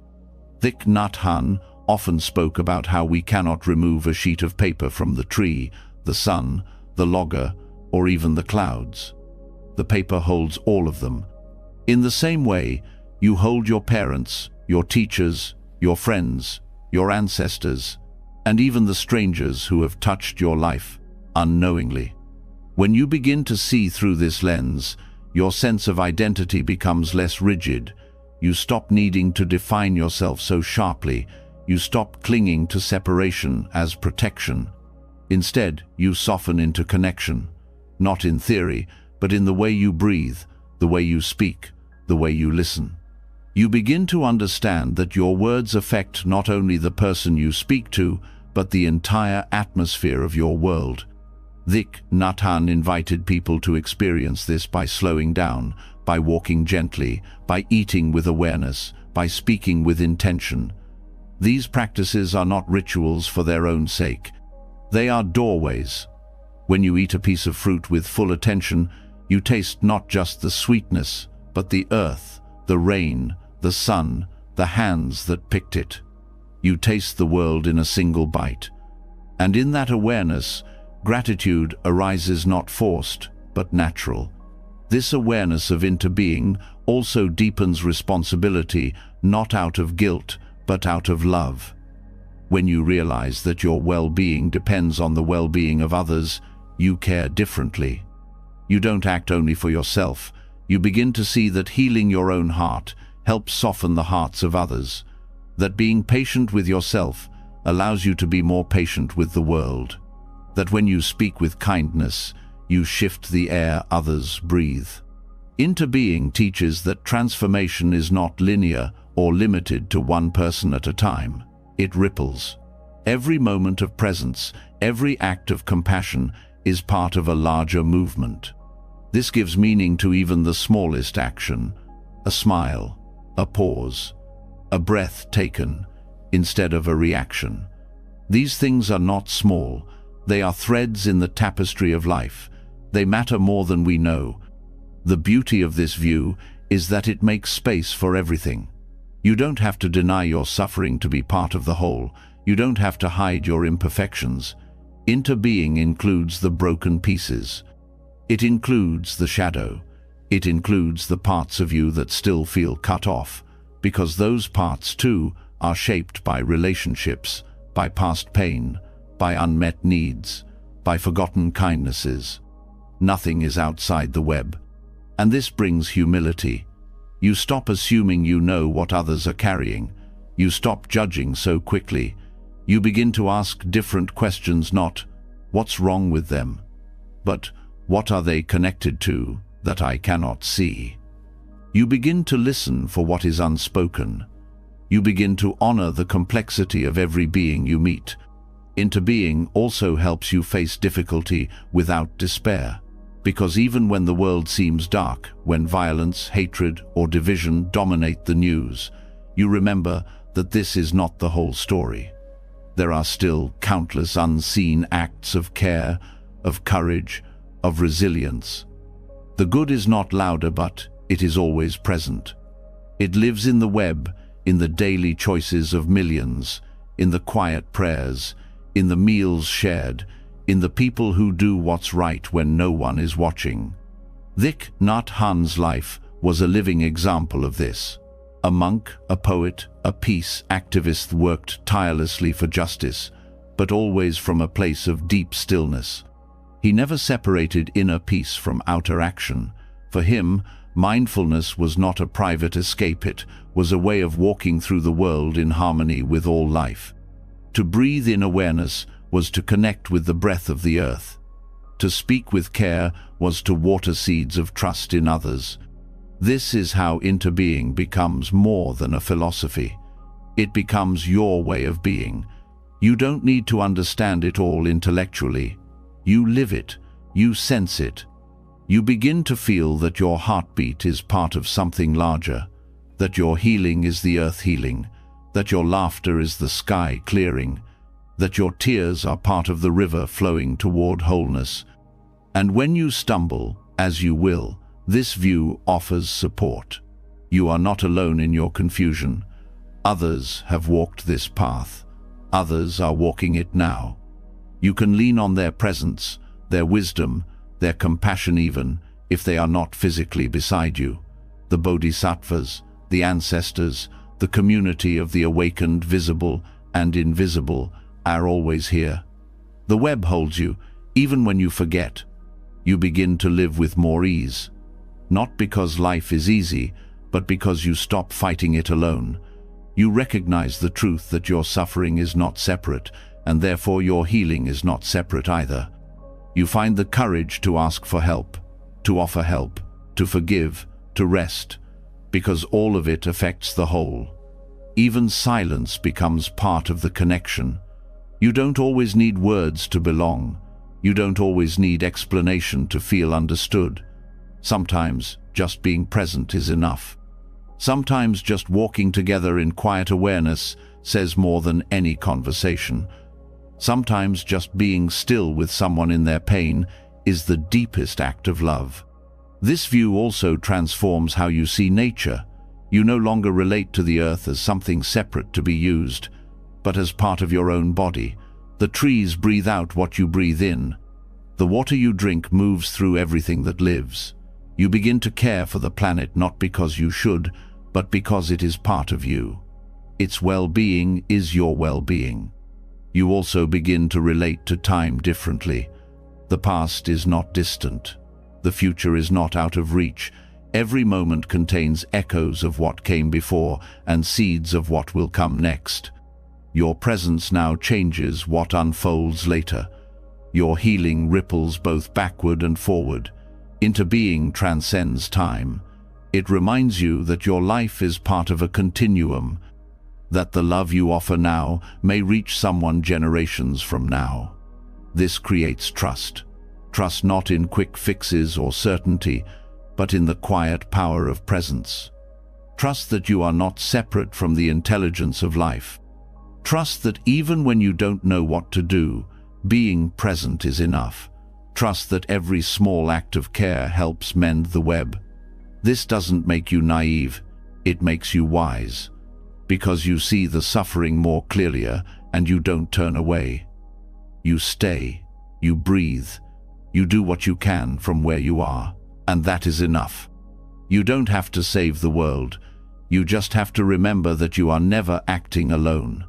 Every choice you make to come back to presence, to compassion, to truth strengthens the web.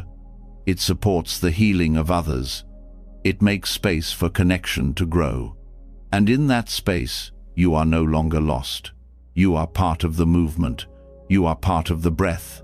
You are part of the earth, the sky, the rain, the people walking beside you. You are already part of everything. That is interbeing.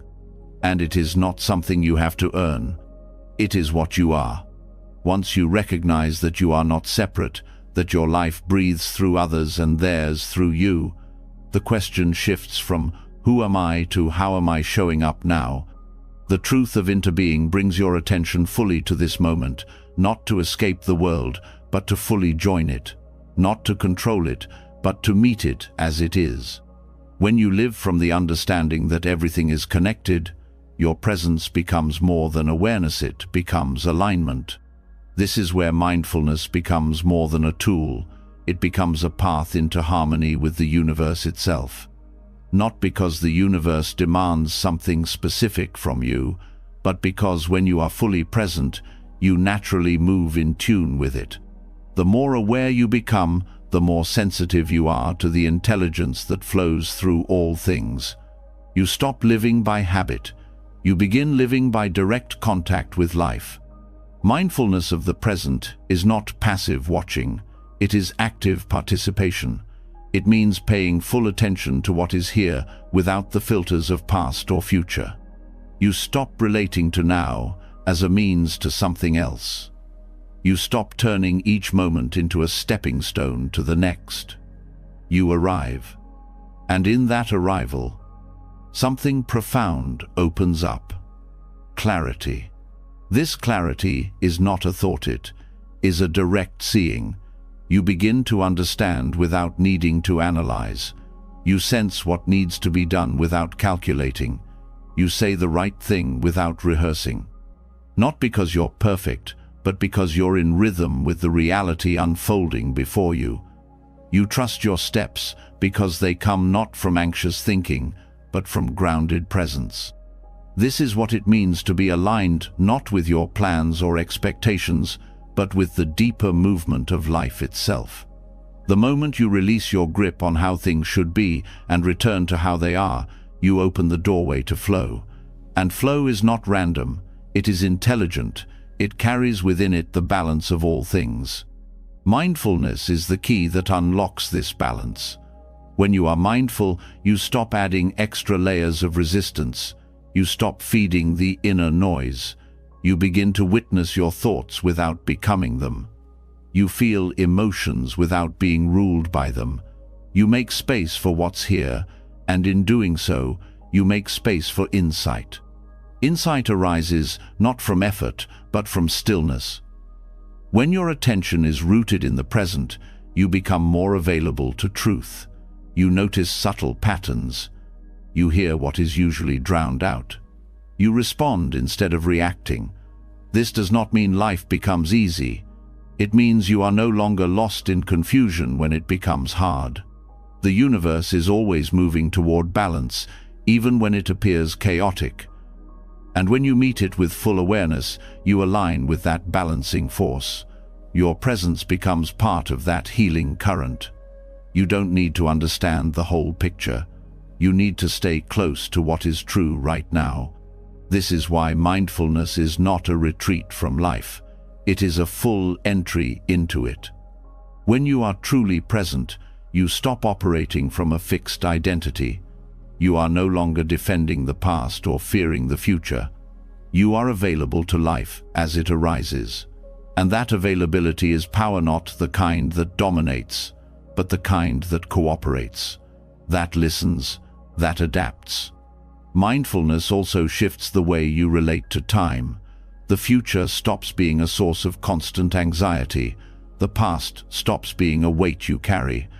You realize that the only place where life can actually be touched is here. Plans may still be made, but they are not clung to. Memories may still arise, but they are not mistaken for reality. You begin to live with one foot fully planted in the ground beneath you. And in that groundedness, there is peace. Not because everything is resolved, but because you are no longer scattered. Your energy is no longer split across timelines. You are here, and because of that, you can act clearly, speak honestly, listen fully. You become trustworthy not just to others, but to yourself. Because you are no longer being pulled in 1,000 directions. This integrity is what brings depth to your presence. When you are mindful, you are not pretending to be calm, you are rooted in calm. You are not acting thoughtful, you are actually thinking with care. You are not managing impressions, you are living from truth. That alignment is felt, others sense it, the world responds to it. This is where trust in universal intelligence deepens. Because the more you live in the present, the more you notice that you are not guiding everything on your own. Some moments unfold with perfect timing, even without your control. Some answers arrive when you stop trying to force them. Some doors open when you pause long enough to see them. These are not coincidences. They are the natural result of living in alignment with the present. When you're mindful, life feels less like something to figure out and more like something to participate in. You begin to sense that every moment is offering something, not just pleasure or pain, but teaching, direction, an invitation to come closer to the center of your own awareness. The more present you are, the more clearly you hear that invitation. Even in discomfort, presence helps you stay grounded. You stop needing to fix everything right away. You stay with the feeling. You allow it to teach you, to move through you, to soften you. This kind of patience is powerful. It's not passive, it's transformative. It changes your nervous system. It retrains your mind. It teaches your heart how to open in the middle of uncertainty. When you're truly present, you don't need to perform. You are enough as you are. This releases so much inner tension. You don't have to constantly seek validation. You don't have to chase meaning. Meaning begins to arise naturally from the quality of your attention. Even simple acts of breath, a step, a kind word become meaningful when they are given your full awareness. And that awareness is contagious. When others are with you, they feel invited to slow down, to drop their masks, to be more real. Presence has that effect. It's not loud, it doesn't demand. But it changes the space. It reminds people of their own truth, of what matters, of the peace they've been too busy to feel. This is why mindfulness is more than self-help. It is service. It is how you contribute to the sanity of the world. In a culture obsessed with speed, your stillness becomes a form of rebellion. In a world driven by distraction, your attention becomes medicine. When you are here, truly here, you become a mirror for others to see themselves more clearly. Mindfulness also teaches you to let go of the need for control. You see that the more you cling, the more you suffer. But when you soften, life begins to support you in unexpected ways. This doesn't mean everything goes your way. It means you stop needing it to. You trust that even when plans fail, presence remains. That even when outcomes shift, your ability to respond does not. And in this way, mindfulness becomes your foundation, not a tool to reach for only in crisis, but a way of moving through every moment. You eat with attention. You speak with care. You listen without rushing to fix. You rest without guilt. You walk without needing to arrive. Each moment becomes complete, not because it's perfect, but because you are in it fully. This full presence transforms your inner landscape. Your thoughts begin to slow. Your emotions become less overwhelming. Your body feels more at ease. You begin to recognize the signs of disconnection and return before the spiral deepens. You build resilience not by hardening, but by staying soft in a clear way. Mindfulness is not about achieving some permanent state of peace. It's about returning again and again. Each breath is a return. Each pause is a homecoming. You stop needing to escape yourself. You begin to enjoy being with yourself, not because you are free of flaws, but because you are free of judgment. This self-acceptance is one of the deepest gifts of presence. When you're mindful, you don't edit yourself. You observe. You learn. You grow. Without shame, without comparison, without needing to be anywhere else. This creates an inner freedom that no external success can provide. And the more you live from that freedom, the more aligned your outer life becomes. You choose differently. You speak more truthfully. You spend your energy more wisely. You say no when needed. You say yes with your whole being. Your actions become clearer because they are rooted in this moment, not tangled in past wounds or future fears. Mindfulness of the present is how you join the natural intelligence of the universe. It is not mystical, it is deeply real. It is how trees grow, how rivers flow, how hearts beat. When you stop resisting what is here, you start moving in the same rhythm. And that rhythm carries you forward, not always where you planned, but always where you need to go. The universe does not speak in words, it speaks in moments. It speaks through feeling, through timing, through synchronicity, through the subtle shift that happens when you stop striving and start listening. Presence is how you hear it, and trust is what grows when you do. This trust is not blind, it is not passive, it is earned, breath by breath, through your willingness to show up now, not to get somewhere, but to be fully where you are. And in that being, everything changes. You don't have to understand the entire universe. You only need to be present for one breath. And from that breath, take one step. Fully here, fully alive, fully aligned. When you begin to live fully in the present, something unexpected starts to happen. Logic loses its tight grip. You no longer need everything to make sense in the old linear way. the heart begins to guide where the mind used to rule. A different kind of knowing starts to surface, one that can't be mapped or measured. And in that space, where clarity comes not from reason but from experience, trust takes root in a new way. A trust that isn't explained, a trust that is. This is where Zen points, not to answers, but to openings. Zen doesn't explain the world, it opens you to it. It doesn't offer step-by-step instructions. It throws you directly into what is and strips away the need to explain. And at the center of Zen's method are koans, those strange, poetic, sometimes shocking questions or statements that refuse to be solved by logic and demand to be lived instead. Koans aren't riddles, they're not puzzles to outsmart. They are tools meant to dislodge you from the trap of intellectual certainty. They are sharp enough to cut through concepts and gentle enough to return you to presence. A koan doesn't ask you to think harder, it asks you to let go, to feel, to become so present that the barrier between thinker and thought disappears. One of the most well-known koans is deceptively simple. What is the sound of one hand clapping? The mind rushes to solve it. It searches for answers, comparisons, ideas. But every attempt to explain it falls flat. That's the point. It's not designed to be understood in the usual way. It's meant to frustrate the logical mind so completely that it finally surrenders, and in that surrender, something deeper wakes up. Koans work like a mirror. They reflect your mental habits back at you. They show how quickly you try to fix, grasp, explain. And when those strategies fail, they bring you face to face with the raw experience underneath. This moment, this breath, this not knowing.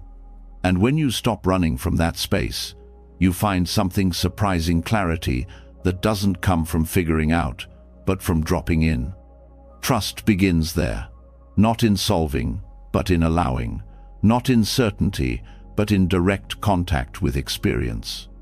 Koans train you to live in paradox, not to escape contradiction, but to see through it. You stop needing life to fit into neat categories. You start to feel at home in mystery. And that's where real wisdom grows. A traditional koan might ask, without thinking of good or bad, who are you? At first, the mind freezes.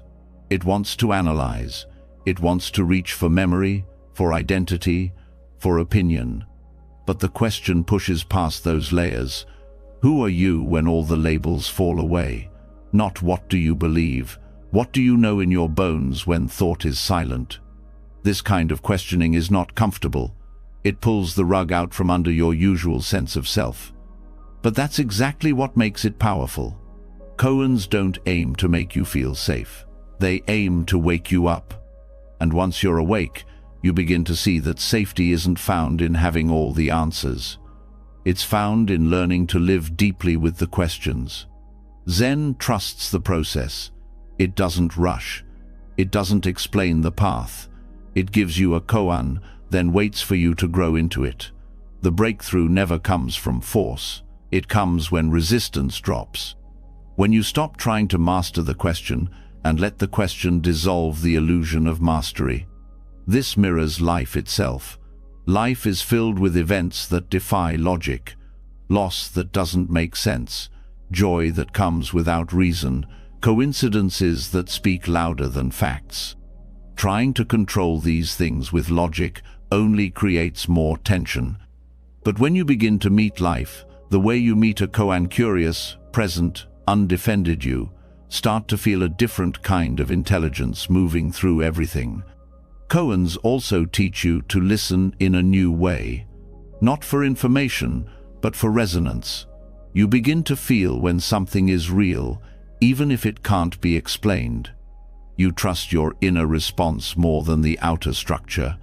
You start to live from the body, from the breath, from the gut, not as a rejection of thinking, but as a return to wholeness. In Zen practice, it's common to sit with a single koan for months, even years, not to arrive at a tidy conclusion, but to let the koan slowly dismantle your false beliefs. The longer you sit with it, the more you see your mind's patterns, the need to be right, the fear of silence, the craving for control, and slowly those patterns soften. This is how koans dissolve mental resistance. They don't argue with your ego, they make it irrelevant. They point to what cannot be named, only known. And in that knowing, you find something unshakable, no a concept, but a felt experience of truth, something stable beneath all the noise. When trust is rooted in logic, it crumbles under mystery. But when trust is rooted in presence, it thrives in the unknown. Koans prepare you for this. They teach you how to live without resolution, how to meet paradox with open hands, how to be still in the face of contradiction, not to escape the tension, but to rest inside it. This kind of spiritual training doesn't make you passive. It sharpens your awareness. It refines your ability to see what is real and to drop what is not. It teaches you how to move without needing constant reassurance. Because you no longer rely on external validation, you trust the depth you've touched within yourself. This trust becomes practical. It affects how you speak, how you decide, how you relate. You stop over-explaining. You speak from clarity. You act from alignment, even if others don't understand. You are no longer living to be understood. You are living from a place that understands.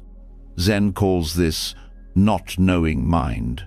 It's not ignorance. It's openness. It's the willingness to admit, I don't know, and to remain steady there. Not knowing mind doesn't mean you give up on truth. It means you stop pretending to own it. You let it reveal itself in its own time, in its own way. And when it does, it's not something you can explain to others. It's something you become. This is why Zen is often quiet. It doesn't need to prove. It doesn't need to convert. It trusts that silence speaks, that presence teaches. That paradox contains its own kind of answer, not one that satisfies the intellect, but one that calms the soul.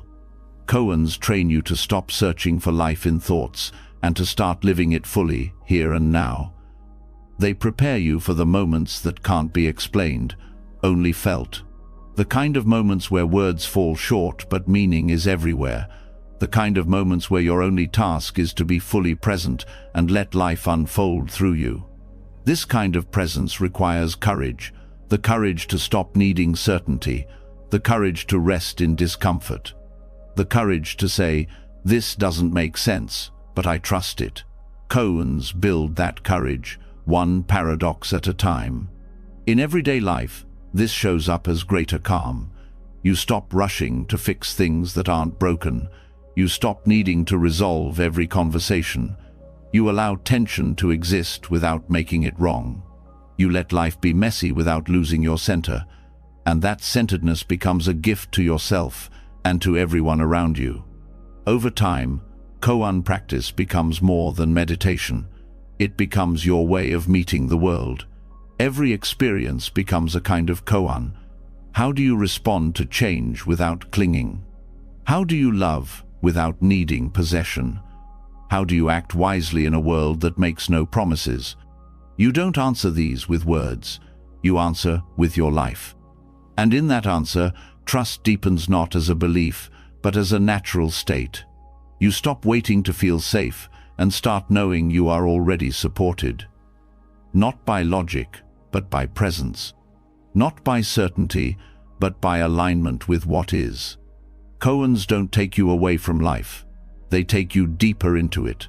They don't teach you what to think. They show you how to see. And once you see, you don't need to understand everything. You need only to live it, one breath at a time, with both feet on the ground and your heart wide open. This is the power of Zen. This is the power of the question that can't be answered, and the trust that grows when you stop needing one. The more you allow paradox to soften your thinking, the more you start to feel at ease inside what used to confuse you. You no longer need everything to fit neatly together. You stop expecting life to follow your timelines. You begin to see that truth doesn't always arrive in answers. Sometimes it arrives in the quiet acceptance that there is no answer, at least not yet. And from this space, a new possibility emerges, not just surviving uncertainty, but learning from it, trusting it, even walking with it as a guide. Buddhism never promised certainty. It doesn't pretend to erase the unknown.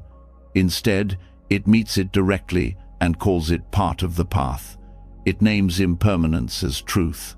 It teaches that nothing is fixed, not your thoughts, not your feelings, not your circumstances.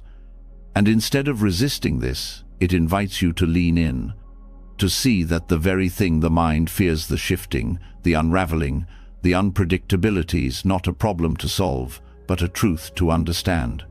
This understanding begins with acceptance, not the kind that gives up, but the kind that sees clearly. Uncertainty is not a mistake in the design.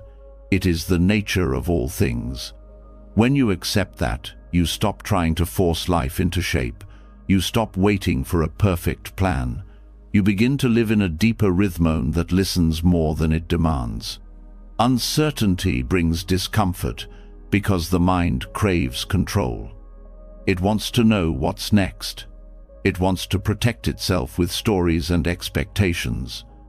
But life doesn't follow those scripts. And when reality contradicts the plan, suffering begins. Buddhism shows that this suffering comes not from the unknown itself, but from our resistance to it. When you loosen that resistance, fear begins to fade. This doesn't mean you stop caring. It means you stop gripping. You still make choices. You still set intentions.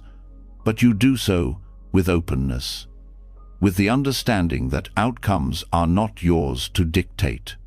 That effort matters, but control is an illusion. You begin to move with life instead of pushing against it. This shift changes how you experience anxiety. When uncertainty no longer feels like a threat, your nervous system begins to relax. You start to see the mind's spirals not as truth, but as habitual reactions. You learn to pause, to feel the discomfort without feeding the panic, to stay present with the space between what is and what will be. Staying present in uncertainty is a form of deep trust, not in a specific outcome, but in your ability to meet what comes, in your inner capacity to respond, to adjust, to begin again. This is what the Buddha pointed to again and again, not the end of change, but the end of clinging. That's where freedom lives. Not in getting what you want, but in no longer needing to know what's next in order to be at peace. Uncertainty also opens you to creativity. When you stop forcing one path, you see many. When you let go of rigid definitions, you discover new perspectives. What felt like loss becomes space. What felt like failure becomes a pivot.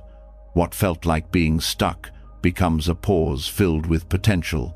The unknown stops being empty. It becomes alive with unseen possibilities. This is why presence is essential. When you're not present, the mind rushes ahead. It builds stories filled with fear, fueled by assumptions. But when you stay in this moment, you see that right now, you are okay. You are breathing. You are supported by the earth beneath you. And the next step doesn't have to be clear before you take it. Buddhism doesn't teach you to avoid change. It teaches you to move with it. Like water flowing around obstacles, you learn to stay fluid, to adapt, to meet each experience with openness, not as a challenge to your stability, but as part of your deepening. Each time you surrender the need to know, you make space for wisdom to emerge. And this wisdom isn't loud. It's not made of big answers. It's made of clarity that arises slowly, breath by breath. You begin to listen more deeply, not just to your thoughts, but to your body, your intuition, your surroundings. You stop waiting for certainty and start building trust from the inside out. Trust in this way is not passive, it's a discipline. It asks you to keep returning to presence when fear pulls you away. It asks you to keep showing up even when outcomes are uncertain. It asks you to feel your vulnerability without shutting down. And the more you do, the more resilient you become, not because you've eliminated the unknown, but because you've learned how to stand inside it. In this space, vulnerability stops being weakness. It becomes connection. You realize that everyone is walking with uncertainty, even if they hide it. You stop comparing your behind the scenes to someone else's highlight reel. You stop assuming you're the only one who doesn't have it figured out. This softens your judgments. It brings compassion. It reminds you that being human is not about certainty, it's about presence. Buddhism speaks of beginner's mind, a way of approaching each moment with openness, with the humility of not knowing. This attitude transforms your relationship to growth. You stop pretending you're supposed to be ahead. You stop rushing toward clarity. You start listening to what life is actually asking of you, not in the abstract, but right here, right now. This attitude builds stability, not because it controls the future, but because it meets each moment without needing to escape it. You stop fearing change because you've practiced resting in the unknown. You've seen that even when the ground shifts, you don't fall. You find your footing again, again, and again. This is how you develop inner confidence, not in outcomes, but in your own presence. Not in being certain, but in being real. And when you live from that place, others feel it. Your calm becomes a mirror. Your steadiness becomes a reminder. Your openness invites trust. When you stop needing to know, you begin to see. You notice the subtle cues life offers, the soft pull of intuition, the timing of an encounter, the way silence speaks louder than answers. These are the signals you miss when you're caught in overthinking. But when you relax into not knowing, they become clear. This shift also changes how you make decisions. You stop trying to guarantee success. You start listening for alignment. You make the best choice with the information you have, then let go. You trust that even if it turns out differently than you hoped, you will still grow. You stop needing each decision to be final. You understand that you can always adjust, always begin again. Buddhist practice encourages inquiry, not to find one final truth, but to become more curious about what is. Curiosity replaces fear. Wonder replaces anxiety. You start to ask better questions. What am I learning here? What is this showing me about myself? What needs to be felt, not fixed? These questions don't always have quick answers, but they open the heart. And when the heart is open, you no longer contract in uncertainty. You breathe into it. You trust that you are part of a larger unfolding, even if you can't see the full design. You begin to experience faith not as belief in a story, but as the ability to stay with what is real without running away. Faith in this form is deeply grounded. It doesn't need to be defended. It doesn't close off to new experience. It grows stronger the more you live from it. Each time you meet uncertainty with presence, faith deepens. Each time you hold discomfort without shutting down, faith expands. And over time, this becomes your new foundation.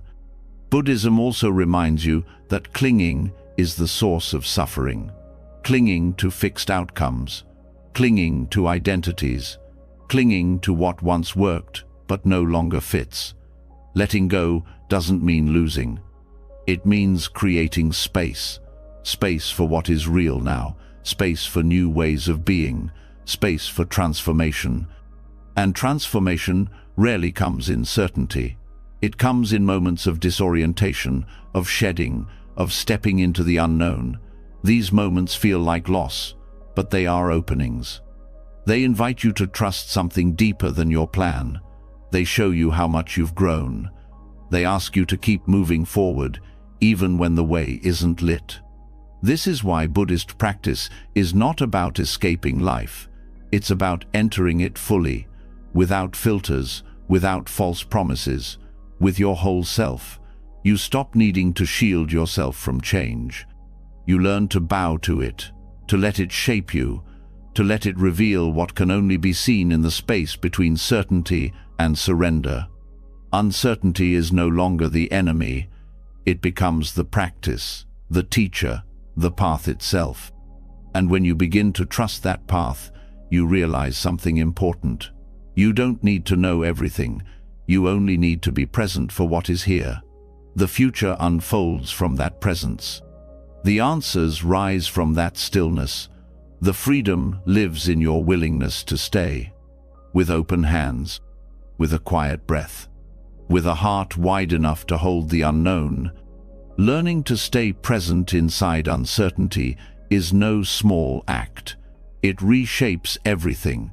You stop demanding that life fit your timeline and start listening to the unfolding itself. You begin to sense that the unknown is not a punishment, but a space of creation. In this new relationship with not knowing, a deeper trust begins to form that reaches beyond moments and into entire lifetimes. Because it's here that the teachings point even further, not just to this moment, but to the whole cycle of being, to something called samsara. Samsara is the cycle of birth and death, gain and loss, hope and disappointment. It is the wheel that turns again and again, moving through joy, pain, growth, decay. In Buddhist teaching, this is not a mistake or a flaw, it is the very nature of conditioned existence. But it is not something to escape through denial. It is something to understand deeply, and in that understanding, find freedom. Often, when people hear the word samsara, they think of suffering. And yes, there is suffering, but suffering is only one layer.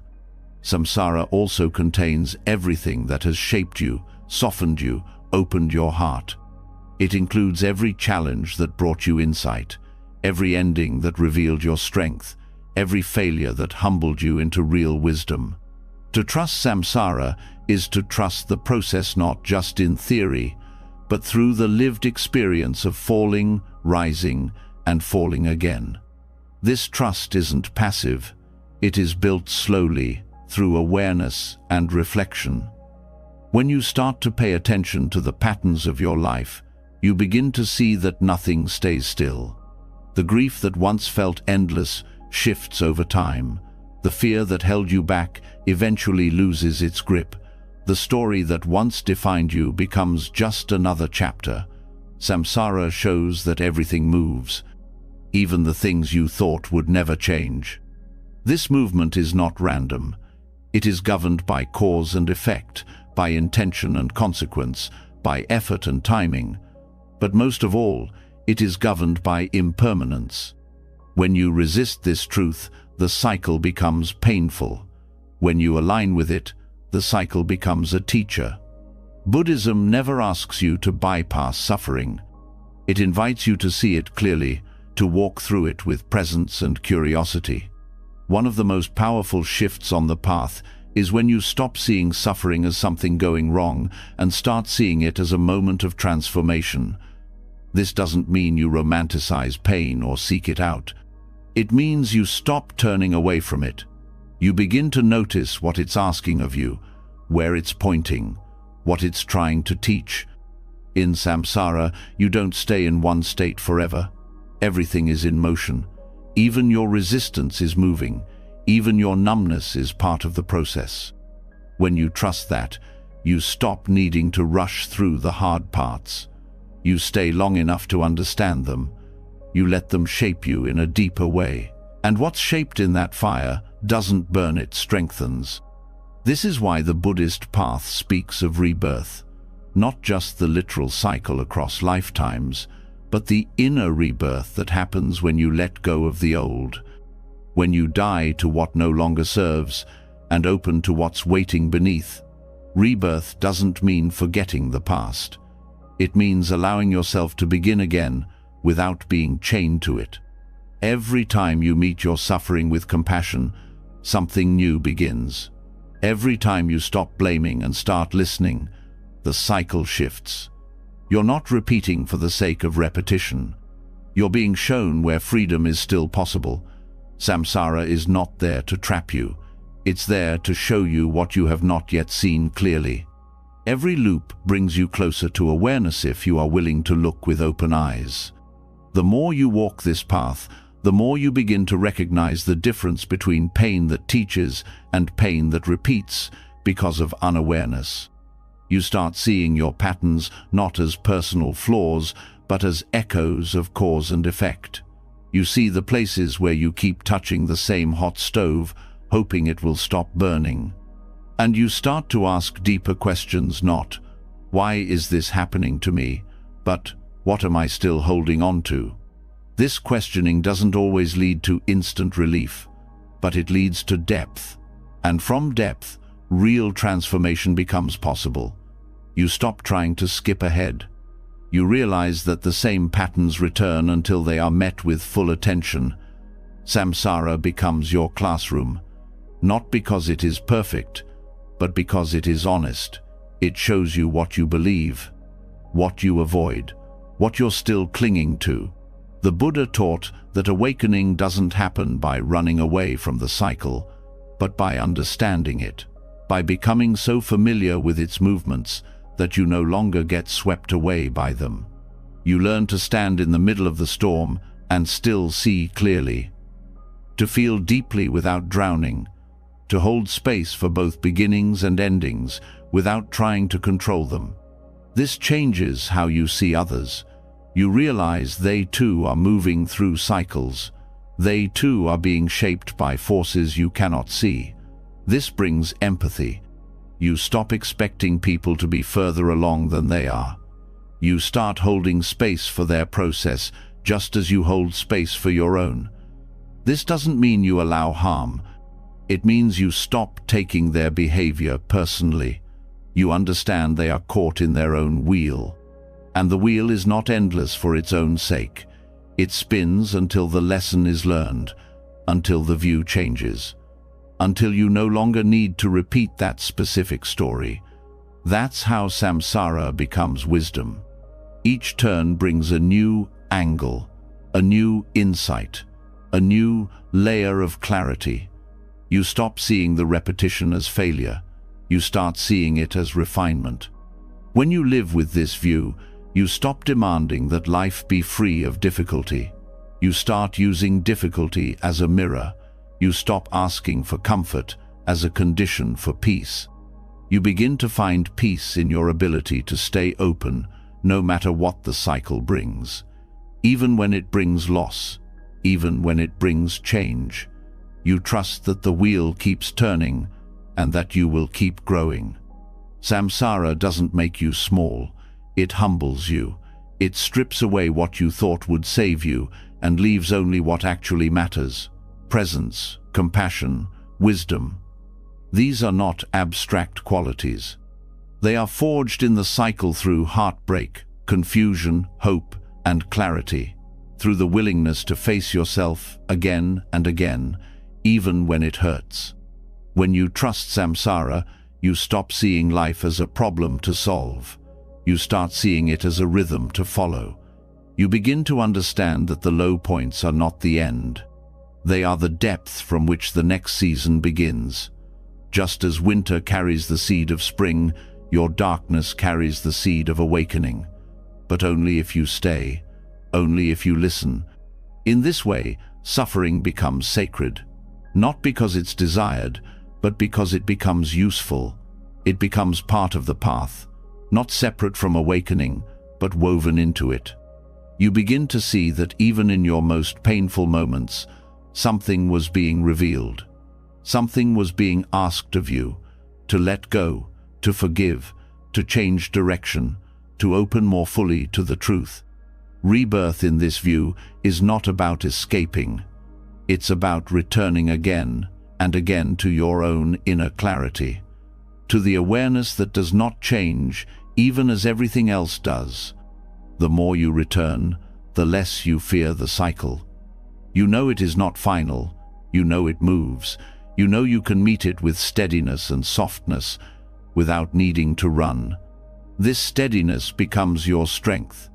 You stop getting thrown off balance by every twist. You see the pattern, and you step more lightly. You make choices that align with your deeper values, not with your old habits. You begin to turn the wheel with intention, not to escape it, but to participate in it wisely. And when you fall again, as everyone does, you don't collapse. You remember that this is part of it too, that every setback is part of the unfolding, that healing isn't linear, that freedom isn't perfection. It's the ability to keep going with open eyes and a soft heart through every chapter. You start seeing yourself not as broken, but as becoming, not as failing, but as learning, not as stuck, but as ripening. Samsara is the field where awakening grows, not in spite of suffering, but through it, not by avoiding the cycle, but by trusting it. Trusting that even in pain, you are being shaped. Trusting that even in confusion, something in you still sees. Trusting that this moment, however difficult, is part of something far larger, something that is not finished with you yet. And in that trust, you continue, with presence, with purpose, with faith in the cycle and your place within it. As you learn to trust the turning of the cycle, you begin to notice something else, something quieter but just as real. It's not just that life moves through you. It's that your inner world also shapes the way life moves around you. The more clearly you see, the more clearly the world responds. When you soften, so do your experiences. When you resist, resistance shows up in everything. This is not a metaphor, it is a living truth. The universe does not only deliver events, it reflects your state of mind. And how you meet what happens changes what happens next. This reflection is not reward or punishment, it is resonance. In Tibetan Buddhism, this understanding is woven into every teaching. The outer world is not separate from the inner. There is no firm line between what you carry inside and what shows up outside. The world becomes a mirror not of who you wish you were, but of who you are in this moment. Not the roles, not the performance, but the actual energy you move from. When the mind is clouded with fear, everything seems unstable. When the heart is guarded, every interaction feels distant. But when you trust, even quietly, the world begins to respond differently. Not because you control it, but because you're finally aligned with it. This alignment is not forceful. It is not about manifesting desires or bending outcomes. It's about seeing that your perception creates the texture of your life.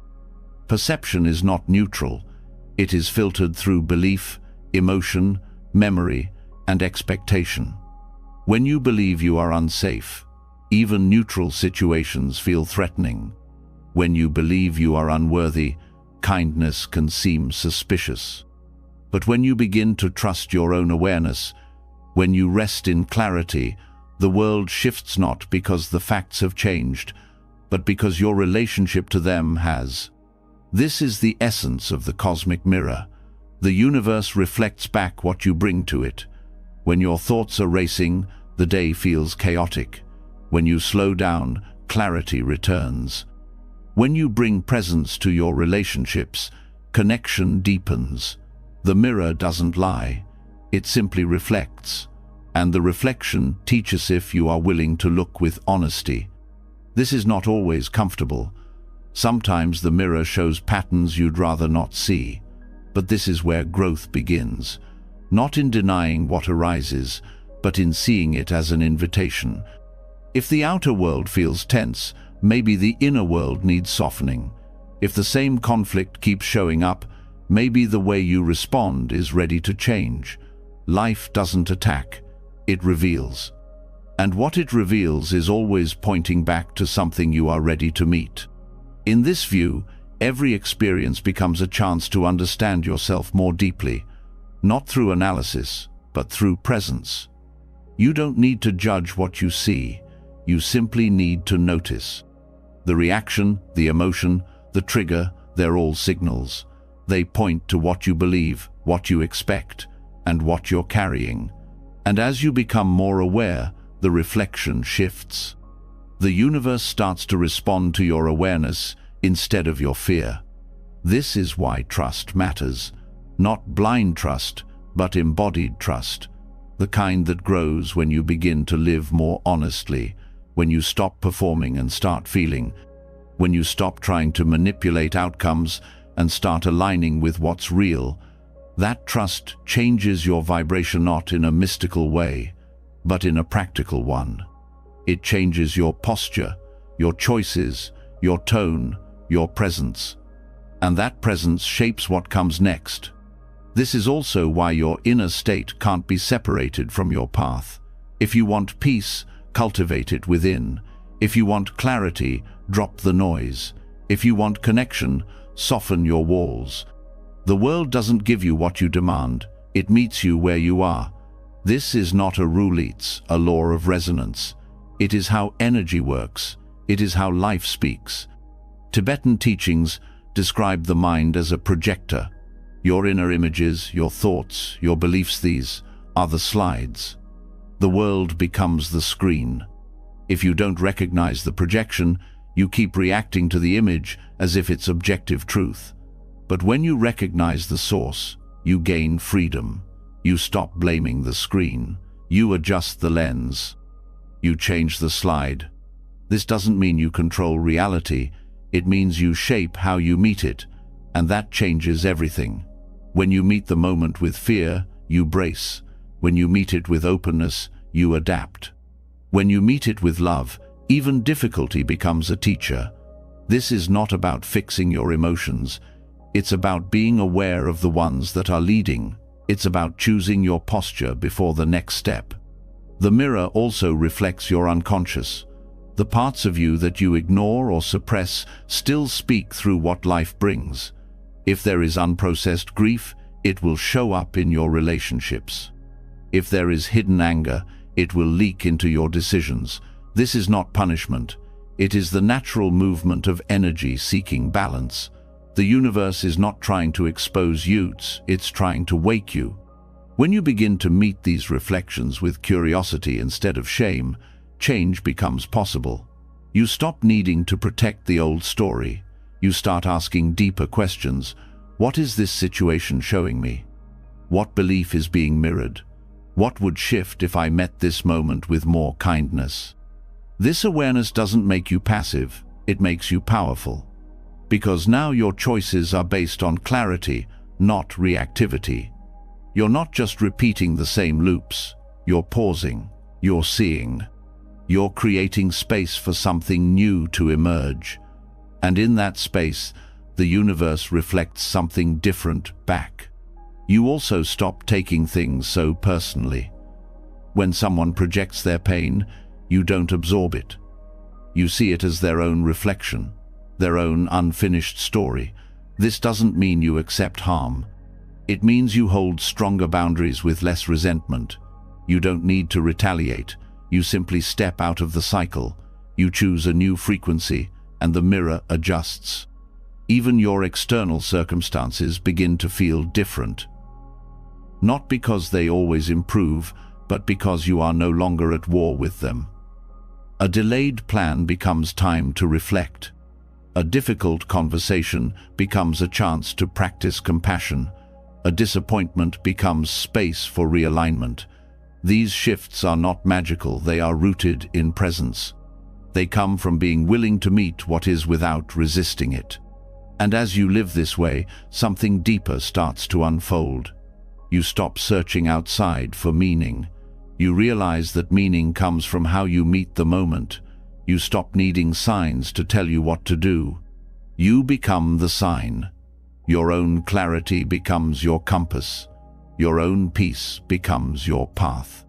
This is how trust transforms perception, not through force, but through alignment.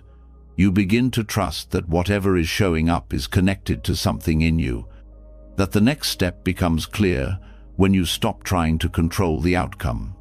That the universe, when met with awareness, becomes a partner, not an obstacle. This partnership is built on honesty. You can't hide from the mirror. You can only decide how you meet what it shows, with blame or with curiosity, with avoidance or with attention, with fear or with faith. The choice is always yours, and the reflection responds accordingly. Even in moments of silence, when nothing seems to be happening, the mirror is still active. It's responding to your energy, your openness, your attention. What you hold inside is already shaping what's on its way. That's not pressure, it's power. It means your state of being is the most important place to start. So, you begin there, with your breath, with your posture, with your thoughts. You check in, you notice, you adjust. Not to be perfect, but to be real. Not to manipulate the mirror, but to walk with integrity. Because when you walk that way, the reflection shifts. You don't have to chase validation. You receive resonance. You don't have to force progress. It unfolds naturally from presence. This is how Tibetan Buddhism teaches transformation, not by escaping life, but by meeting it from within. Not by controlling every detail, but by tending to your own clarity. The more you clear the lens, the more clearly life speaks. And when you trust what it shows, you start to grow in a new direction, not toward perfection, but toward wholeness. The cosmic mirror is always here. Every situation, every relationship, every reaction. It's not testing you, it's showing you. And when you're ready to see, even the most difficult reflections become part of your awakening. You stop asking, "Why is this happening to me?" and start asking, "What is this showing me about how I show up?" And when you ask that, you're no longer a victim of reflection. You become a co-creator of what comes next.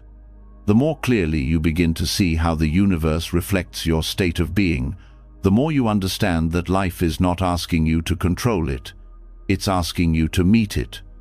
Not with force, but with alignment. Not with perfection, but with presence. When you push, the mirror pushes back. When you resist, it resists too. But when you move with clarity, effort begins to feel different.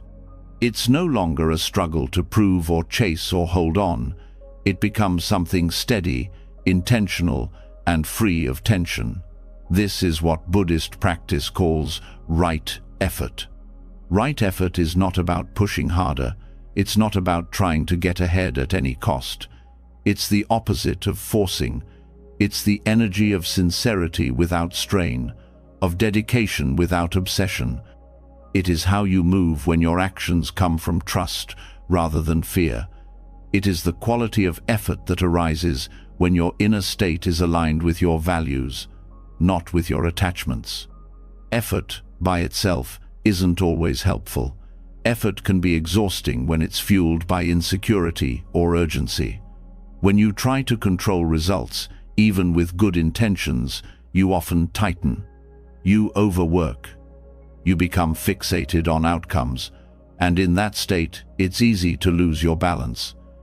You might achieve things, but the process drains you. You're constantly measuring your worth by results, never quite at rest. Right effort moves differently. It comes from awareness, not anxiety, from purpose, not pressure. It arises naturally when your mind is steady and your heart is clear. It knows the difference between what you can influence and what you cannot. It's effort without grasping, work without struggle, progress without self-punishment.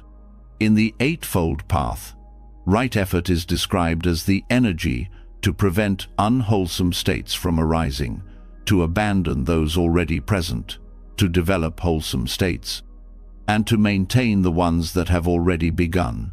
It's not about chasing success or forcing change. It's about tending to the mind the way you would tend to a garden. You remove what chokes your growth. You water what supports it. You act with care, and you allow space for results to unfold. This requires patience. You don't see the fruit the same day you plant the seed. And yet, in modern life, we are trained to expect immediate results. We tie effort to outcomes as if effort is only valuable when it gives us what we want. But right effort teaches otherwise. It says the process itself matters, the intention matters. The quality of your presence matters, regardless of how things turn out. This shift is not about lowering your goals. It's about moving from clarity instead of compulsion. When you act from right effort, you're not trying to force life into a shape. You're working in harmony with how things are. You listen before you act. You check your motivation. You choose what is skillful, not just what is efficient. And in doing so, you conserve your energy. You move with the rhythm of what's real.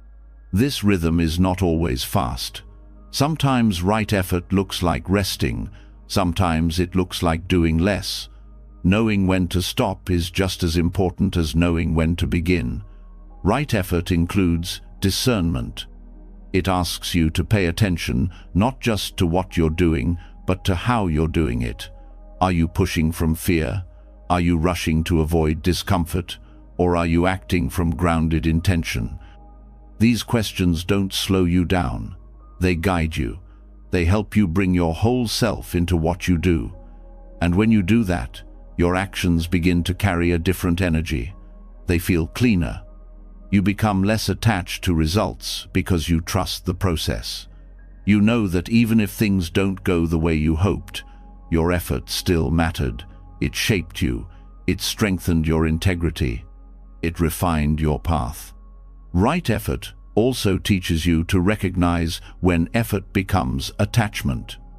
When your actions turn into obsession or resistance, it's a sign to pause, to step back, not to quit, but to realign.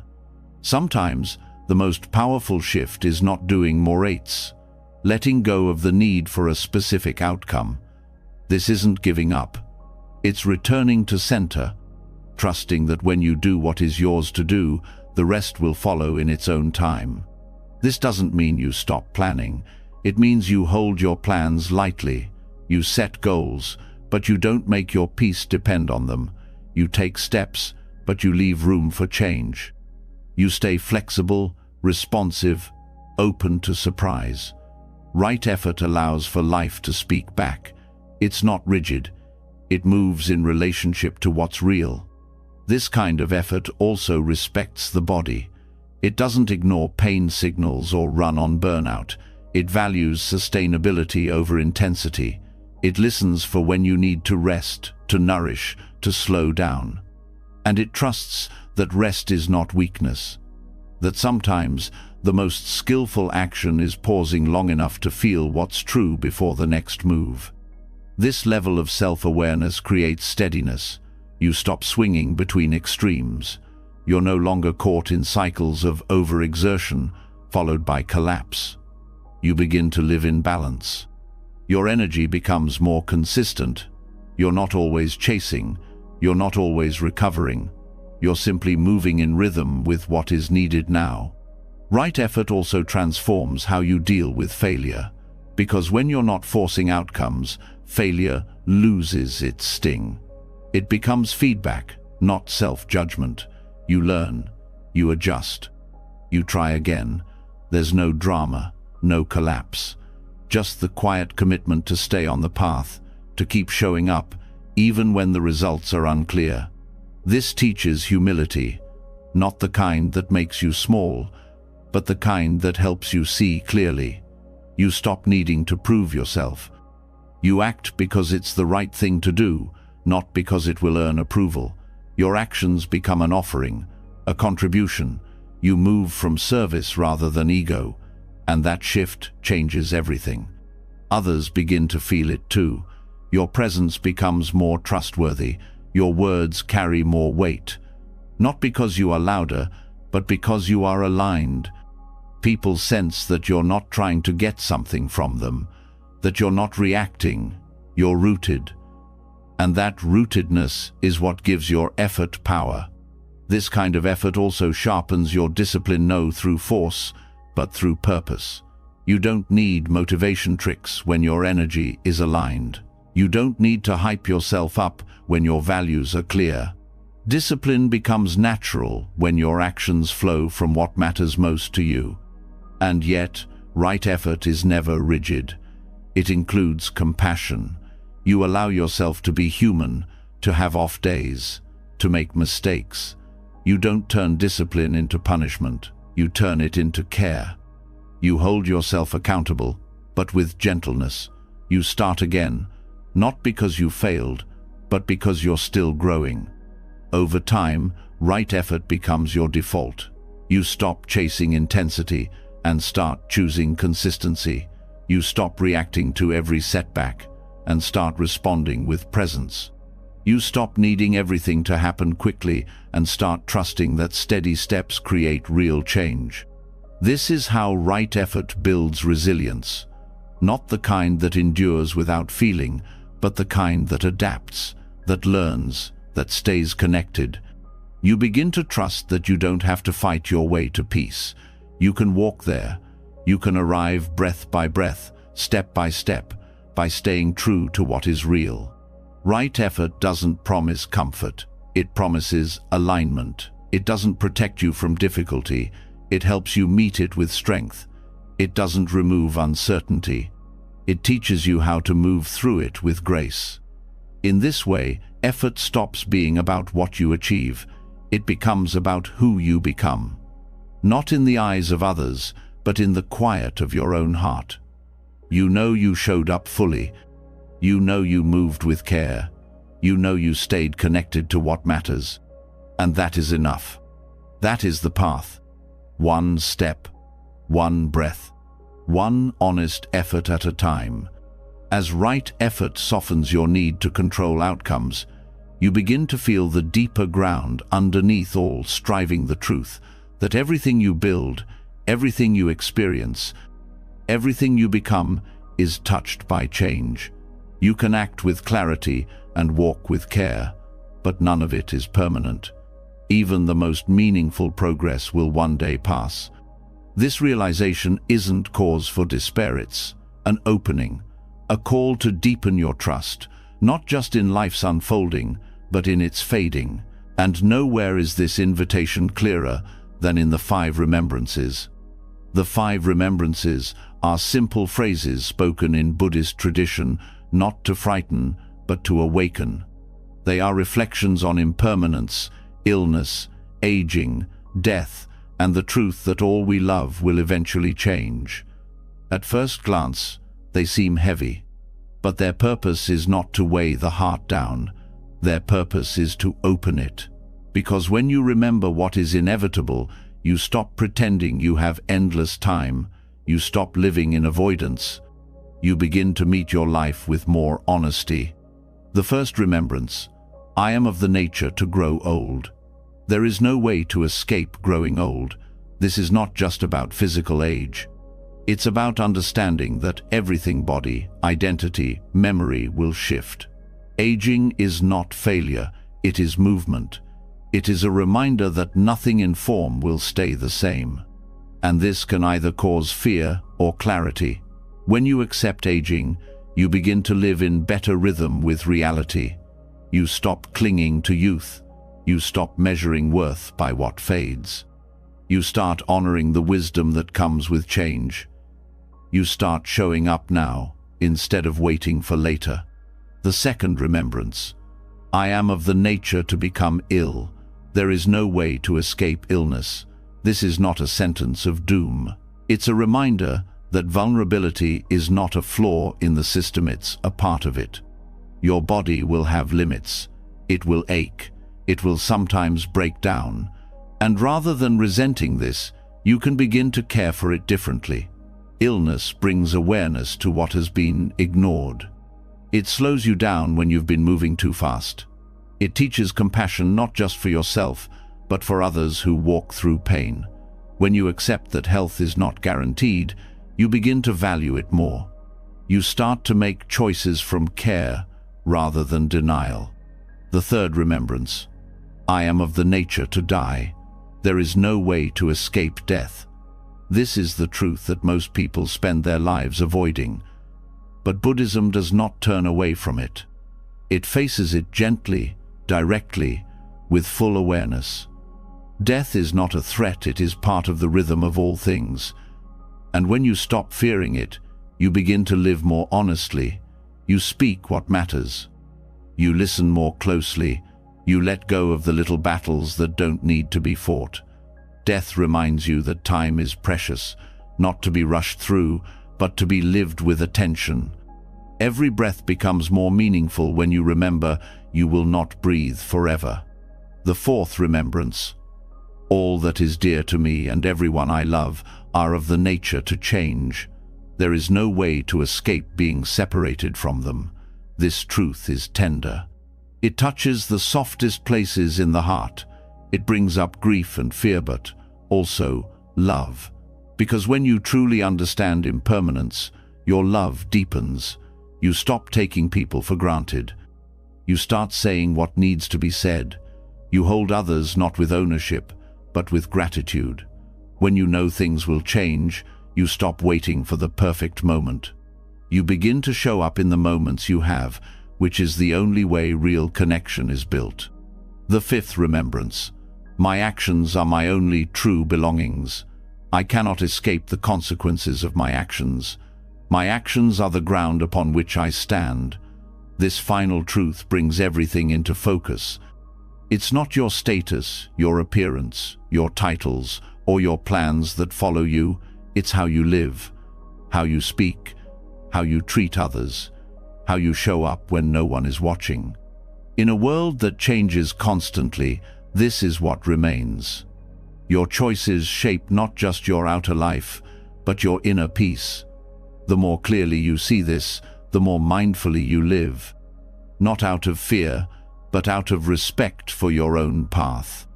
These remembrances are not meant to create dread. They are meant to strip away illusion. The illusion that we have forever. The illusion that we can avoid loss. The illusion that life is only good when it is easy. By turning toward what is uncomfortable, you begin to uncover a deeper peace. A peace that does not depend on everything going your way. A peace that lives in alignment with truth. When you reflect on these truths regularly, your trust expands not in permanence, but in presence. You stop trying to outrun change. You stop fighting what is natural. You learn to walk with it, to meet it with courage, to use it as a guide. This trust is not passive, it is active. It means living with intention because you know that time is short. It means loving fully because you know people change. It means showing up today, not someday. It means releasing resentment faster because you realize the cost of holding on. It means choosing integrity because your actions are your only true shelter. This kind of reflection also helps with fear. Fear of death loses power when you look directly at it. Fear of aging softens when you understand its place in the cycle. Fear of loss becomes more bearable when you allow yourself to feel it fully. These truths don't hurt you. They liberate you from the belief that life should be different than it is. In Tibetan practice, meditating on death is considered essential not to darken the heart, but to clear it, to remove distraction, to wake you up, to remind you of what matters, to help you stop living as if you have endless time. The fear of death shrinks when you live in alignment with what you value. When you know you're not holding back, when you know you've given what you came to give. This is what the remembrances offer, not despair, but courage. The courage to stop waiting, to start loving, to forgive, to listen, to act. They push you into a deeper kind of honesty. One that doesn't waste time, one that doesn't pretend, one that lives close to the heart. Trust deepens here, not trust in safety, but trust in reality. Not trust in guarantees, but trust in your ability to meet life as it is. You stop needing to know what happens next. You start focusing on how you meet what's here. That's where freedom lives, not in control, but in full contact with truth. This reflection also brings tenderness. You begin to feel how fragile everything is, not in a hopeless way, but in a sacred way. You stop being careless with your time, your words, your attention. You start to hold the moment as something precious, because it is, and because you know it will pass. You also stop pretending that you're separate from others. When you reflect on your own aging, illness, and death, you recognize these truths in everyone. This brings empathy, it brings connection. It helps you meet others, not from judgment, but from shared humanity. You stop needing people to be perfect. You see that they, too, are doing their best in a changing world. And slowly, this awareness transforms your entire approach to life. You stop needing things to last forever. You start making the most of what you have. You begin to live in rhythm with impermanence. You let go more easily. You say thank you more often.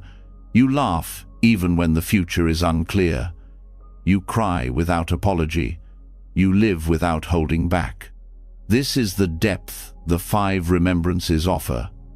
A different kind of stability, a different kind of peace. One that is built not on promises, but on presence, not on avoidance, but on understanding. Because once you accept what will change, you stop wasting energy resisting it. You start using your time wisely. You stop waiting to be ready. You start now. And that is how these 5 truths free you, by teaching you to trust not in what lasts, but in what is fully lived before it passes. When you open to the truth of impermanence and let the 5 remembrances settle into your awareness, something begins to shift. You no longer resist the nature of change, you move with it. You no longer search for permanence in things that are built to fade. And from that clarity, a new question begins to rise. If everything is always shifting, if loss is certain, if control is an illusion, how do you find peace in the middle of all this movement? The answer is not found in forcing stability, but in seeing the deeper order behind the motion. Not by trying to make chaos disappear, but by learning to recognize the harmony that is already inside it. This is where the mandala principle begins to speak. In Tibetan Buddhism, the mandala is not simply a piece of sacred art. It is a living map of reality. It shows the pattern hidden within complexity, the balance holding the center even when the outer world spins. At first glance, a mandala looks intricate, filled with shapes, colors, and symbols. But the more you sit with it, the more your eyes are drawn to the center. And from that center, every layer begins to make sense. This is not just a visual experience, it is a teaching. The mandala reveals that even within confusion, there is form. Even within suffering, there is movement toward wholeness. The chaos you see around you is not without structure. It only looks that way when you're focused on fragments. The mandala invites you to see from a wider view. You stop reacting to every detail, and you begin to see the pattern behind it. The seeming randomness of life starts to feel less like error and more like unfolding. You realize that what feels like disconnection may be part of a larger rhythm you can't yet see. This doesn't mean everything becomes easy. It means you stop feeling lost inside the temporary. You begin to trust the deep current moving beneath the surface. Trust, in this context, is not passive acceptance. It is grounded participation in something larger than your immediate reaction. You begin to act, speak, and respond from a sense of alignment rather than panic. You begin to trust that not everything will be understood immediately, but that doesn't mean it lacks meaning. The mandala principle teaches that reality has layers. There is the surface, what you experience day to day, with its joys, pressures, and surprises. Then there is the inner pattern, the deeper energy guiding those events into shape. That inner pattern doesn't operate on your timeline. It doesn't need your approval. But it is there, moving, shaping, responding to every action and intention. In this view, even disorder plays a role. It is not a sign of failure. It is often the breakdown before new balance appears. The moments of chaos are not outside the design. They are part of the recalibration. The mandala is not always symmetrical from where you stand, but if you shift your position, if you step back, you begin to see the harmony again. This perspective transforms how you meet crisis. You stop labeling everything that feels hard as wrong. You start asking what it is trying to show you. You stop fighting the unknown and start holding space for what is still forming. This is the wisdom of the mandala, knowing that order is not the absence of change, but the deeper intelligence inside the change. This doesn't mean becoming passive. It means acting from a different place. From trust in the pattern, not obsession with control. From a quiet center, not outer reaction. When your mind is still, the mandala becomes visible, not outside of you but within your own awareness. You begin to sense the shape your life is taking, not all at once, not with perfect clarity, but enough to stay grounded as you move forward. Tibetan monks create mandalas with sand grain by grain, hour after hour, sometimes over weeks. They work with precision, dedication, full presence. And when the mandala is finished, they destroy it. Not out of disrespect, but as a teaching. Even beauty passes, even perfect design returns to dust. But what remains is the energy, the discipline, the presence that built it. The mandala never dies. It transforms. This teaching invites you to live the same way, to pour your attention into what you are creating now. Not because it will last forever, but because the way you create it shapes you. Your choices may not result in permanent outcomes, but they leave a lasting imprint in your consciousness. How you show up becomes more important than what you achieve. You begin to see your life as a living mandala. Each thought, each relationship, each challenge is part of the design. You don't always see the shape clearly, but it's forming. You don't always know where a choice will lead, but you make it with awareness. You let the pattern emerge one layer at a time. And in this, trust grows. Not trust that everything will go your way, but trust that something meaningful is being made from every experience. You stop needing to rush toward clarity. You understand that the center holds, even when the outer rings are in motion. You begin to return to that center more often through meditation, through silence, through honest reflection. That return is what keeps the pattern stable. This stability is not external. It lives inside. It becomes your compass when everything else changes. It becomes your place of refuge when the outer world is loud. And the more you return, the more the outer world begins to reflect that inner order. You start noticing alignment where before you only saw tension. You start recognizing timing where before you only felt delay. The mandala also reminds you that you are not separate from the whole. Each piece matters. Each act of attention supports the balance of the greater pattern. You begin to treat your actions with reverence, not because you're trying to be perfect, but because you understand their place in the larger field. You stop dismissing the small things. You realize that everything you do contributes to the design. This brings integrity. It brings patience. It brings presence. You start to notice when you've stepped out of alignment, not with judgment, but with clarity. You gently bring yourself back. You stop needing everything to be resolved immediately. You begin to live in rhythm with unfolding. You listen more. You react less. You understand that time reveals the pattern, but only if you keep showing up with your whole self. This principle can guide every part of life. In relationships, it helps you hold space for complexity. You stop needing every conversation to reach perfect understanding. You begin to trust that connection deepens through presence, not resolution. In work, it reminds you to build with care, not urgency. You start prioritizing clarity over speed. In difficulty, it reminds you that chaos is often the beginning of reorganization, not the end of order. The mandala teaches that beauty comes not from perfection, but from coherence.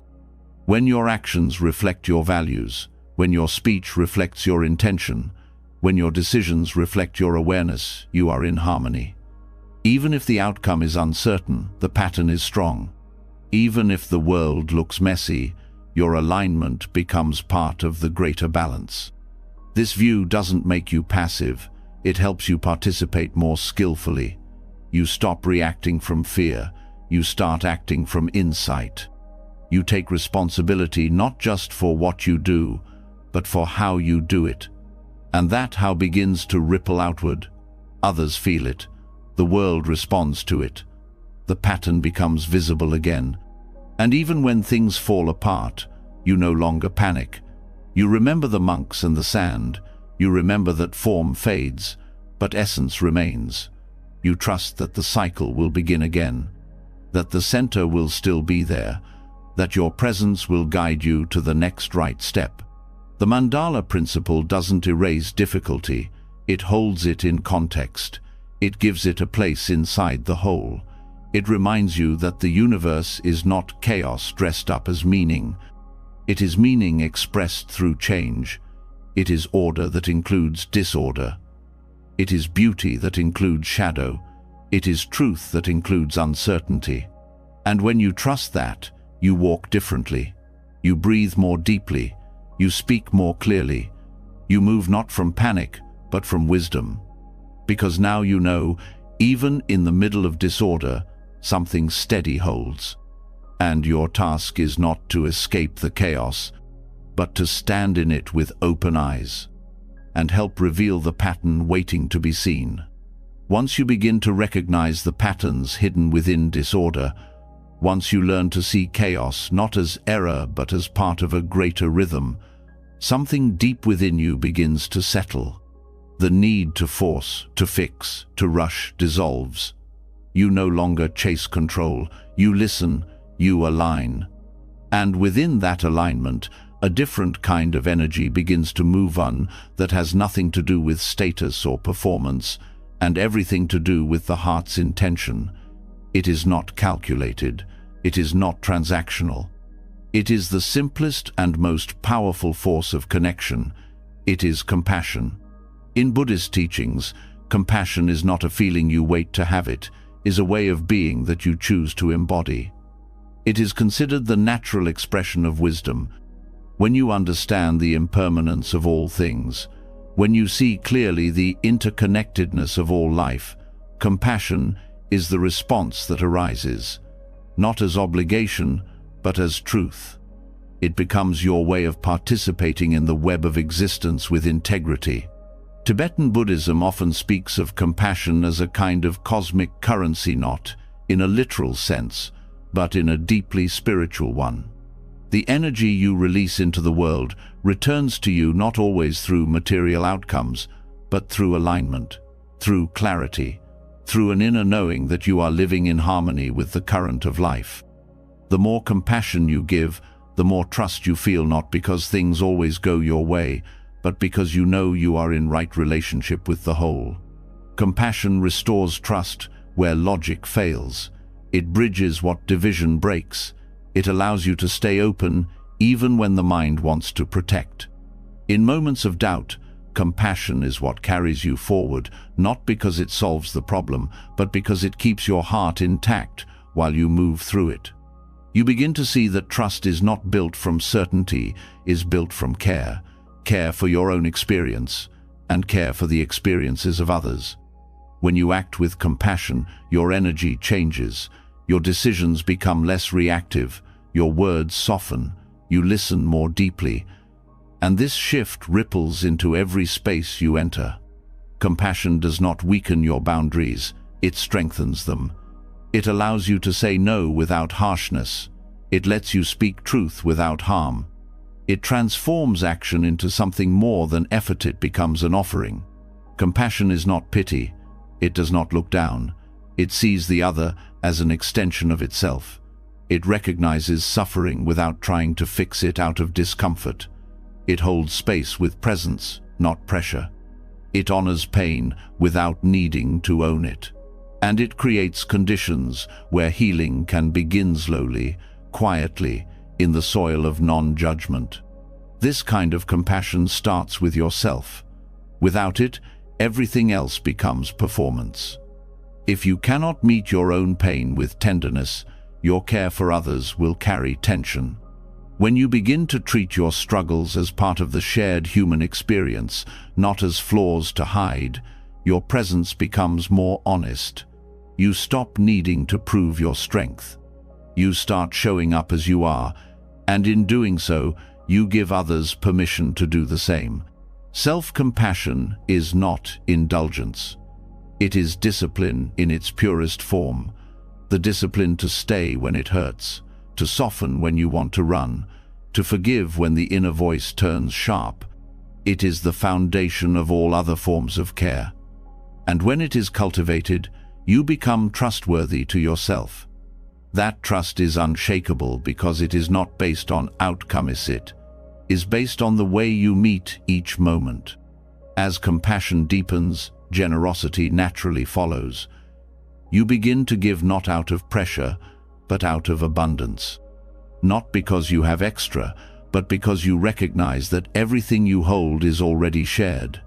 Your time, your attention, your care, they are not diminished when offered. They expand. They grow stronger in the giving. This generosity isn't measured in grand gestures.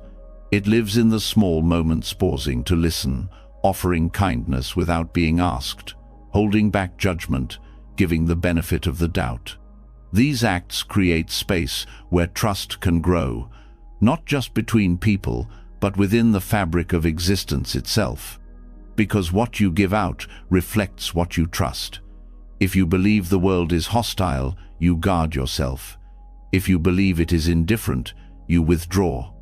But when you begin to trust that life responds to presence, to sincerity, to compassion, your way of being changes. You move through the world not to defend, but to connect. Not to prove, but to contribute. In this view, every action becomes sacred. The way you speak, the way you listen, the way you walk through a room, all of it holds the energy you bring to it. Compassion makes that energy clean. It removes distortion, it opens the channel, and through that openness, clarity enters. You begin to see people differently, not as obstacles or extensions of your needs, but as beings in process, just like you. This understanding does not remove responsibility, it deepens it. Because now, you know that how you treat others shapes the atmosphere they live in. You begin to take responsibility for your impact, not just your intention. This awareness creates a kind of spiritual maturity. You stop blaming. You stop expecting others to carry your pain. You own your path. And yet, you remain open. You offer presence even when nothing can be fixed. You learn the art of holding space without needing to fill it. Compassion teaches you to trust silence, to trust the quiet support of simply being there. You no longer rush to say the right thing. You listen with your whole being. You let others feel seen. This listening becomes healing, not because you have answers, but because you are no longer afraid to meet someone where they are. And in doing so, you start to recognize that compassion is not one-sided. It moves both ways. The more you give, the more you feel held, not always by others, but by the path itself. By the knowing that you are not here to perfect anything, you are here to serve with an open heart. In Tibetan teachings, compassion is often visualized as light radiating from the heart center, reaching outward in all directions. This light does not demand recognition. It does not need to be seen. It simply shines. And in that quiet shining, something in the world begins to shift. The weight